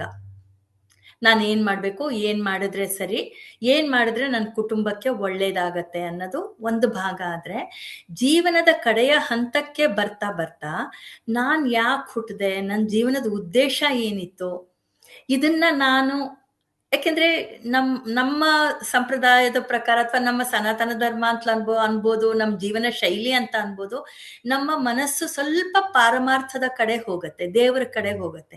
ಅಲ್ಲಿವರೆಗೂ ಇದೇನ್ ಮಹಾ, ಅಲ್ಲಿ ಹೋಟ್ಲಲ್ಲಿ ತಿಂದ್ರೆ ಏನಾಗತ್ತೆ, ಇಲ್ಲಿ ಮುಟ್ಟಿದ್ರೆ ಏನಾಗತ್ತೆ ಅಂತ ಏನೋ ಒಂದು ಆರ್ಗ್ಯೂ ಮಾಡ್ತಾ ಇರ್ತೀವಿ. ಬರ್ತಾ ಬರ್ತಾ ಇಲ್ಲ, ನನ್ನ ಮನೆ ಒಳಗೆ ನಾನು ನೆಮ್ಮದಿ ಇರೋಣ, ಏನೋ ಒಂದು ಶ್ಲೋಕ ಹೇಳ್ಕೊಳ್ಳೋಣ, ಏನೋ ಒಂದು ಒಳ್ಳೇದು ಓದೋಣ ಅನ್ನುವಂಥ ಮನಸ್ಥಿತಿಗೆ ಬರೋದು ಸ್ವಲ್ಪ ಸಹಜ. ಎಲ್ರೂ ಬರ್ಲೇಬೇಕಂತಲ್ಲ. ಆ ಥರದ ಒಂದು ಬದಲಾವಣೆ ನಮ್ಮ ಜೀವನದಲ್ಲಿ ಗ್ರ್ಯಾಜುಯಲ್ ಆಗಿ ಬರ್ತಾ ಇರೋವಾಗ ನನ್ನ ಜೀವನನ ಎಷ್ಟು ನೆಮ್ಮದಿಯಾಗಿ, ಸಹನೆಯಿಂದ, ಶಾಂತಿಯುತವಾಗಿ, ಯಾಕಂದ್ರೆ ನಾವು ಎಲ್ಲಿವರೆಗೂ ಕುಟುಂಬದ ಬಗ್ಗೆನೇ ಆಲೋಚನೆ ಮಾಡ್ತಾ ಇರ್ತೀವೋ ನಮ್ಗೆ ನೆಮ್ಮದಿ ಸ್ವಲ್ಪ ಕಮ್ಮಿ ಆಗ್ಬೋದು. ಅಯ್ಯೋ, ಅವ್ರಿಗೆ ಇನ್ನೂ ಮದ್ವೆ ಆಗಿಲ್ಲ, ಇವ್ರಿಗೆ ಮಕ್ಕಳಾಗಿಲ್ಲ, ಅದ್ ನೋಡ್ಲಿಲ್ಲ, ಈ ಮನೆ ಬಾಡಿಗೆ ಮನೆ, ಸ್ವಂತ ಮನೆ ಮಾಡ್ಕೊಳ್ಳಿಲ್ಲ, ಅಷ್ಟಲ್ಲಾಗ್ಲೇ ದೈಹಿಕ ಕಾಯಿಲೆಗಳು ಬಂತು, ಇನ್ನೊಂದೇನೋ ಆಯ್ತಂತೆ. ಸುಖ ಇದ್ದಾಗ ನಮ್ಗೆ ಜೀವನ ಕಳ್ದು ಹೋಗೋದು ಗೊತ್ತಾಗಲ್ಲ. ಕಷ್ಟ ಇದ್ದಾಗ ನಾವ್ ಅದ್ರಲ್ಲಿ ಏನೋ ಒಂಥರ ಕೊರಗ್ತಾ ಇರ್ತೀವಿ. ಆದ್ರೆ ಒಂದ್ ಸ್ಟೇಜ್ ಆಗ್ತಾ ಆಗ್ತಾ ಅದನ್ನೆಲ್ಲ ಬಿಟ್ಟು ಸಾಕಪ್ಪ, ಈ ಜಂಜಾಟಗಳು ಬೇಡ, ಇನ್ನೇನೋ ಕಡೇ ಕಾಲದಲ್ಲಾದ್ರೂ ಒಂದ್ ಸ್ವಲ್ಪ ರಾಮಕೃಷ್ಣ ಅಂತ ಇರೋಣ. ಇದು ಸಾಮಾನ್ಯವಾಗಿ ನಾವು ಹೇಳ್ತೇವೆ, ಹಳೆ ಕಾಲದಲ್ಲಿ ಇದ್ದೆ ಡೈಲಾಗ್, ರಾಮಕೃಷ್ಣ ಅಂತ ಇರೋಣಪ್ಪ, ಎಷ್ಟು ದಿನ ಇರ್ತೀವೋ ಹಾಗೆ ಅಂತ. ಹಾಗೆ ಇದ್ರೂನು ಕುಟುಂಬಕ್ಕೆ ಏನ್ ಒಳ್ಳೇದಾಗ್ಬೋದು, ನಮ್ಮಿಂದ ಏನ್ ಚೆನ್ನಾಗಿರೋದನ್ನ ಮಾಡಬಹುದು ಅಂತ ಆಲೋಚನೆ ಮಾಡೋದು. ಜನತಾ ಸೇವೆಯೇ ಜನಾರ್ದನನ ಸೇವೆ ಅಂತ ಬೇಕಾದ್ರೆ ಹೇಳಿ, ಎಷ್ಟೊಂದು ಸ್ಲೋಗನ್ಸ್ನ ನಾವು ಹುಡುಕೋತಾ ಹೋಗ್ಬೋದು. ಕೈಲಿ ಆದಾಗ ಸೇವೆ ಮತ್ತು ತ್ಯಾಗ, ಸ್ವಾಮಿ ವಿವೇಕಾನಂದರು ಯಾವಾಗ್ಲೂ ಹೇಳೋದು, ನಮ್ಮ ಹಿಂದೂ ಧರ್ಮದಲ್ಲಿ ಬರೋದೇ ಸೇವೆ ಮತ್ತು ತ್ಯಾಗಕ್ಕೆ. ಇದು ತಾಯಿ ಮಾಡೋ ಅಂಥ ಸೇವೆಗಳನ್ನ ಅವಳು ತ್ಯಾಗ ಅಂತ ಅನ್ಕೊಳ್ಳಲ್ಲ. ಅವಳು ಎಷ್ಟೊಂದ್ ದಿನ ಊಟ ಮಾಡಿಲ್ದಲೇ ಇರ್ಬೋದು, ನೀರ್ ಕುಡ್ದು ಹೊಟ್ಟೆ ತುಂಬ್ತು ಅಂತ ಅಂದಿರ್ಬೋದು, ಮಕ್ಳು ಚಿಕ್ಕೋರಿರೋವಾಗ ಎಷ್ಟು ರಾತ್ರಿಗಳನ್ನ ನಿದ್ದೆ ಇಲ್ದೆ ಕಳ್ದಿರ್ಬೋದು. ಆದ್ರೆ ಯಾವ್ದೋ ಅವಳನ್ನ ಲೆಕ್ಕ ಇಡಕ್ ಹೋಗಲ್ಲ. ನಾನು ಇಷ್ಟ ಮಾಡ್ದೆ, ನಾನು ಯಾರು ನೋಡ್ಕೋತಿಲ್ಲ ಅಂತಂದಷ್ಟು ಮನಸ್ಸಿಗೆ ಕ್ಷೋಭೆ ಜಾಸ್ತಿ. ಅದ್ರ ಬದಲು ಆ ಎನ್ಲೈಟನ್ಮೆಂಟ್ ಸ್ಟೇಜ್ಗೆ ಹೋದಾಗ, ದೇರೆ ನನ್ಗಿಷ್ಟು ನನ್ನ ಕೈಯಲ್ಲಿ ಶಕ್ತಿ ಇತ್ತು, ನನ್ನ ತಿಳುವಳಿಕೆ ಮಟ್ಟಕ್ಕೆ ನಾನು ಇಷ್ಟು ಮಾಡಿದೆ, ಇನ್ನೂ ನನಗೆ ಮಾಡೋ ಶಕ್ತಿ ಇದ್ರೆ ನನಗೇನಾದ್ರು ದಾರಿ ತೋರಿಸು ಅಂತ ದೇವರಲ್ಲಿ ಒಂದು ಶರಣಾಗತ ಮನೋಭಾವವನ್ನ ಇಟ್ಕೊಳ್ತಾ ಹೋಗೋದು ನೆಮ್ಮದಿಗೆ ಕಾರಣ ಆಗತ್ತೆ ಅನ್ನೋದು. ಸಂಸಾರದಲ್ಲಿ ಅನ್ನೋದನ್ನ ತುಂಬಾ ಬರೀ ಸೇಫ್ ಅನ್ನೋ ಒಂದೇ 4 ಅಕ್ಷರಗಳಲ್ಲಿ ವಿವರಿಸಿದ್ರ ತಾಯಿ. ತುಂಬಾ ಚೆನ್ನಾಗಿತ್ತು. ನಿಮ್ಗೆ ಅನಂತ ಧನ್ಯವಾದಗಳು ತಾಯಿ. ಧನ್ಯವಾದಗಳು ಅಮ್ಮ. Next ಯಾರು ರಮೇಶ್ ಮಾತಾಡ್ತೀರಾ? ಅಂತ. ಮಾತಾಡಿ. ನಮಸ್ತೆ ಮೇಡಮ್. ನಮಸ್ತೆ. ನಮಸ್ಕಾರ ಸುಮಾ ರಮೇಶ್. ನಮಸ್ಕಾರ ರಮೇಶ್ ಅವ್ರಿಗೆ. ನಾನು ರಮೇಶ್ ಅಂತ ಮಾತಾಡೋದು. ಹಾ, ನಾನು ಹೇಳಿ. ನಿಮ್ಮೊಟ್ಟಿಗೆ ಕೆಲಸ ಮಾಡಿದ ಜ್ಞಾಪಕ ಇದೆ, ಬಟ್ ಎಲ್ಲಿ ಅಂತ ಜ್ಞಾಪಕ ಬರ್ತಾ ಇಲ್ಲ. ಕೆನರಾ ಬ್ಯಾಂಕ್ ಅಲ್ಲಿ. ಓ, ಬಸವೇಶ್ವರ ವಿಜಯನಗರ. ನಗರ ಅಥವಾ ಮಹಾಲಕ್ಷ್ಮಿ ಲೇಔಟ್? BN ರಮೇಶ್ ಅಂದ್ರೆ ಬಸವೇಶ್ವರ ನಗರ ಇರ್ಬೇಕು. ಹಾ, ಬಸವೇಶ್ವರ ನಗರ, ಕರೆಕ್ಟ್. ಸುರೇಶ್ ಜೊತೆ ಹೌದು. BV ಸುರೇಶ್ ಅವರೆಲ್ಲ ಇದ್ದಾಗ ನಾನಿದ್ದೆ, ಅದಕ್ಕೆ ಜ್ಞಾಪಕ ಬಂತು. ತುಂಬಾ ನಮಸ್ಕಾರ ಚೆನ್ನಾಗಿತ್ತು. ನಿಮ್ದು ನಂಬರ್ ಶೇರ್ ಮಾಡಿ. ಹಾ, ಮತ್ತೆ ನೀವು ಇವಾಗ ಇದಕ್ಕೂ ಹೋಗ್ತಾ ಇದ್ದೀರಾ ಅಂತ ತಿಳ್ಕೊಬೇಕಾಯ್ತು. CR ಚಂದ್ರಶೇಖರ್ ಆಪ್ತ ಸಲಹಾ ಕೇಂದ್ರ ಅಲ್ಲಿ ಹೋಗ್ತಾ ಇದ್ದೀರಾ? ಇಲ್ಲ ಅಲ್ಲಿ ಹೋಗ್ತಾ ಇಲ್ಲ. ನಾನು ಪ್ರಸನ್ನ ಆಪ್ತ ಸಲಹಾ ಕೇಂದ್ರದಲ್ಲಿ ನಾನು ಆಪ್ತ ಸಮಾಲೋಚಕಿ ಆಗಿದ್ದೀನಿ. ಆದ್ರೆ ಕೊರೋನಾ ಆದ್ಮೇಲೆ ನಾನು ಮನೆಯಲ್ಲೇ ಮಾಡ್ತೀನಿ, ಕೌನ್ಸಿಲಿಂಗ್ ನ ಮನೆಯಲ್ಲೇ ಮಾಡ್ತೀನಿ. ತುಂಬಾ ಚೆನ್ನಾಗಿತ್ತು. Thank you. Thank you. Number ಬೇಕಾದ್ರೆ ಬರ್ಕೋಬಹುದು, ಯಾರಿಗಾರು ಅಗತ್ಯ ಇದೆ ಅಂದ್ರೆ. ಹೇಳ್ಬೋದಾ ರತ್ನ ಮೇಡಮ್? ಹೇಳಿ ಮೇಡಮ್, ಹೇಳಿ. ಒಂದ್ ನಿಮಿಷ.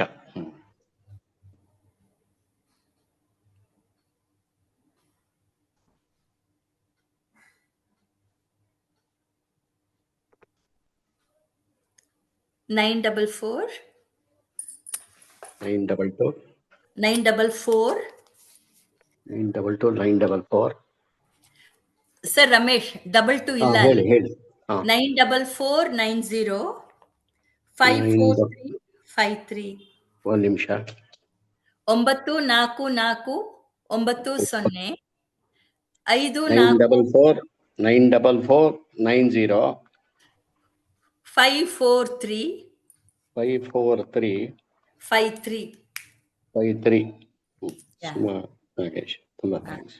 Okay, thank you sir. ಯಾರು ಮಾತಾಡ್ತೀರಾ? ಬೇರೆ ಯಾರು ಮಾತಾಡ್ತಾ? ನಮಸ್ತೆ ಮೇಡಮ್. ನಮಸ್ತೆ, ಮಾತಾಡಿ. ಹಾ, ಈ ಸಾಮರಸ್ಯ ಜೀವನ ನಡೆಸಕ್ಕೆ ಯಾವ್ಯಾವ ಗುಣಗಳನ್ನ ಅಳವಡಿಸ್ಕೋಬೇಕು ಅಂತ ತುಂಬಾ ಸ್ಪಷ್ಟವಾಗಿ ನಿರ್ಗಳವಾಗಿ ಮಾತಾಡಿದ್ರಿ.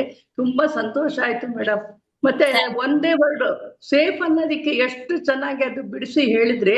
ನಿಜವಾಗ್ಲೂ ಲೈಫಲ್ಲಿ ನಾವು ಅದನ್ನ ಅಳವಡಿಸ್ಕೋಬೇಕು. ಬರೀ ಕೇಳೋಕ್ಕಿಂತ ಹೆಚ್ಚಾಗಿ ಅಳವಡಿಸ್ಕೋಬೇಕು. ಮತ್ತೆ 4ನೇದು ಎನ್ಲೈಟ್ಮೆಂಟ್, ಅದು ಖಂಡಿತ ನಾವು ತಗೊಳ್ಳೇಬೇಕಾಗತ್ತೆ. ಆ 4ನೇ ಸ್ಟೇಜಲ್ಲಿ ಅದು ಆಧ್ಯಾತ್ಮಿಕವಾಗಿ ತಗೊಂಡು ನನ್ನಿಂದ ಇನ್ನೊಬ್ರಿಗೆ ತೊಂದರೆ ಆಗದೆ ನಾನು ಹೇಗೆ ಇರ್ಬೋದು ಅನ್ನೋದನ್ನ ಸ್ಪಷ್ಟವಾಗಿ ತುಂಬಾ ಚೆನ್ನಾಗಿ ಹೇಳಿದ್ರಿ. 1 hour ಹೇಗೆ ಟೈಮ್ ಹೋಯ್ತು ಅಂತಾನೆ ಗೊತ್ತಾಗಿಲ್ಲ. ತುಂಬಾ ಧನ್ಯವಾದಗಳು ಮೇಡಮ್. ಪುನಃ ಕೇಳ್ಬೇಕು ನಿಮ್ಮ ಮಾತು ಅನ್ಸುತ್ತೆ. ಧನ್ಯವಾದಗಳು ಮೇಡಮ್. ಬೇರೆಯವ್ರು ಯಾರು ಮಾತಾಡ್ತೀರಾ? ನಮಸ್ತೆ ಮೇಡಮ್. ಮಾತಾಡಿ. ಅದೇ ಇದು ಪ್ರೋಗ್ರಾಮ್ ತುಂಬಾನೇ ಚೆನ್ನಾಗಿತ್ತು ಮೇಡಮ್. ನಾನು ಮೊನ್ನೆ ಒಂದೇ ಕೇಳ್ತಾ ಇದ್ದೀನಿ, ತುಂಬಾ ಇಷ್ಟ ಆಯ್ತು. ಅದೇ ಸಾಮರಸ್ಯ ಅಂದ್ರೆ ಮನೇಲಿ ಒಬ್ರೇ ಹೊಂದ್ಕೊಂಡು ಹೋದ್ರೆ ಅದು ಸಾಧ್ಯ ಇಲ್ಲ ಅಂದ್ರೆ ಮನೆ ಜನಗಳೆಲ್ಲ ಹೊಂದ್ಕೊಂಡು ಹೋಗ್ಬೇಕು. ಈ ತರ ಅಭಿಪ್ರಾಯ ಮನೆ ಜನಗಳಲ್ಲಿ ಎಲ್ರಿಗೂ ಬರ್ಬೇಕಲ್ವಾ? ಅಂದ್ರೆ ಮನೆ ಕುಟುಂಬದಲ್ಲಿ ಯಾರ್ಯಾರು ಇದ್ದೀವಿ ಅದು ಎಲ್ರೂ ಬರ್ಬೇಕು. ಒಬ್ರು ಹೊಂದಾಣಿಕೆ ಮಾಡ್ಕೊಂಡಾಗ ಮಾತ್ರಕ್ಕೆ ಆಗಲ್ಲ ಅಲ್ವಾ?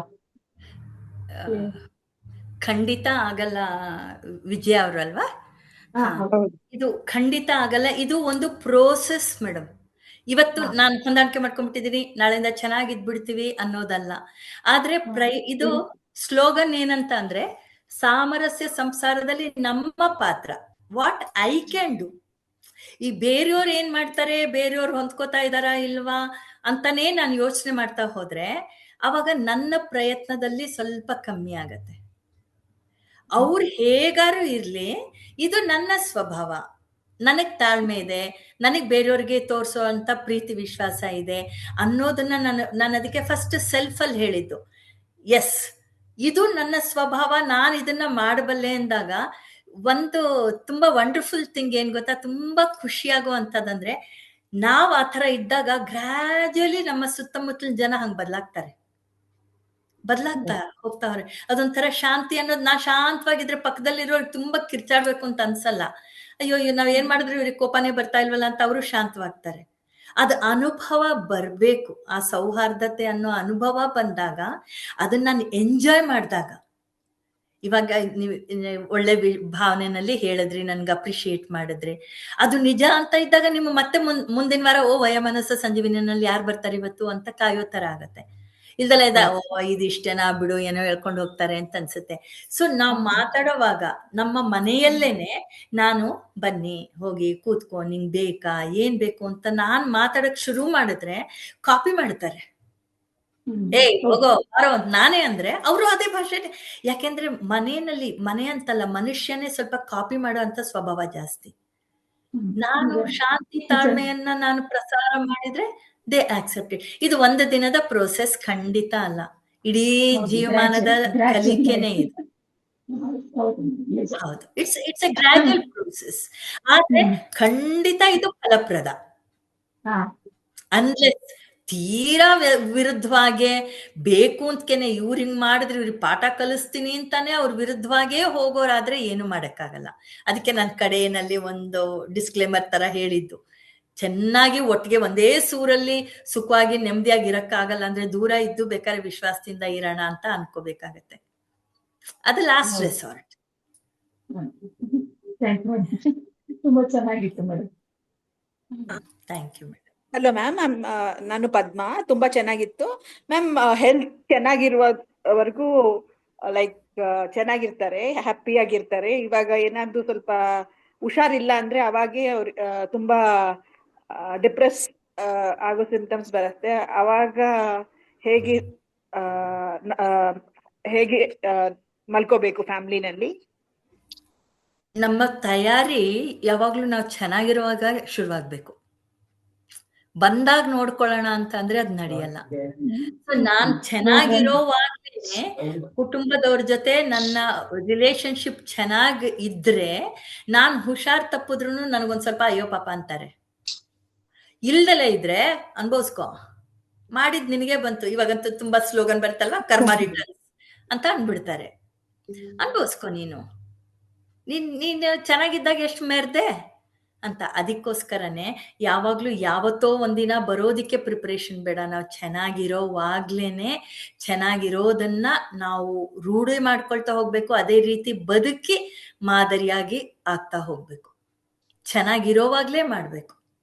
ಕಣ್ಣು ಕಾಣಿಸ್ದಲ್ಲೇ ಇರೋವಾಗ ಅಯ್ಯೋ ನಾನು ಓದ್ಲಿಲ್ಲ ಅನ್ಕೊಳ್ಳೋದು, ಅಯ್ಯೋ ನನ್ನ ಕೈಲಲ್ಲಾದಾಗ 4 ಜನಕ್ಕೆ ಸಹಾಯ ಮಾಡ್ಲಿಲ್ಲ ಅಂತ ಅನ್ಕೊಳ್ಳೋದು, ಅದು ಅನಿವಾರ್ಯ ಆಗಿರ್ಬೋದು, ಆದ್ರೆ ಅದು ಪರಿಣಾಮಕಾರಿ ಆಗಲ್ಲ. ಎಲ್ಲೋ ಒಂದ್ ಕಡೆ ನಮ್ಗೆ ಗಿಲ್ಟ್ಗೆ ಕಾರಣ ಆಗ್ಬೋದು.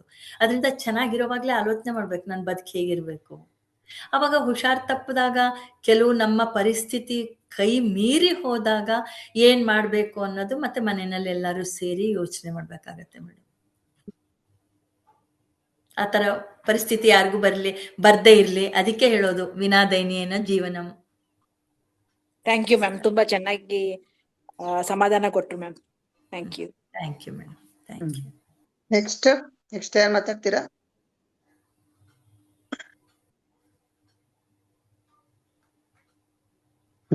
ಇನ್ 5 ಮಿನಿಟ್ಸ್ ಇದೆಯಂತೆ.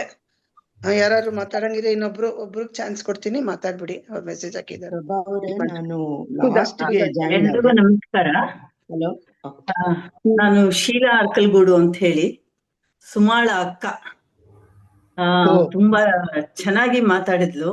ಎಲ್ಲ ವಿಷಯಗಳನ್ನ ಒಳಗೊಂಡಂತೆ ಸುಖ ಸಾಮರಸ್ಯ ಸಂಸಾರಕ್ಕೆ ಏನೆಲ್ಲ ಇರ್ಬೇಕು, ಏನೆಲ್ಲ ನಾವು ಪ್ರಯತ್ನಗಳನ್ನ ಪಡ್ಬೇಕು ಅನ್ನೋದನ್ನ ಸೂತ್ರದ ಮೂಲಕ ನಮ್ಗೆ ತುಂಬಾ ಚೆನ್ನಾಗಿದ್ದಾರೆ. ಬಹಳ ಖುಷಿ ಆಯ್ತು. ಬದುಕು ನಿಜ ನಮ್ಗೊಂದು ವರ. ಯಾವ ಅದೃಷ್ಟವೋ ಏನೋ, ನಾವು ಹುಟ್ಟಿದೀವಿ, ಬೆಳೀತಾ ಇದೀವಿ. ಈ ಒಬ್ರಿಗೊಬ್ರು ಹೊಂದ್ಕೊಂಡು ಪರಸ್ಪರ ಗೌರವಿಸ್ತಾ ಹೋದ್ರೆ ಬದುಕು ಎಷ್ಟು ಚಂದ.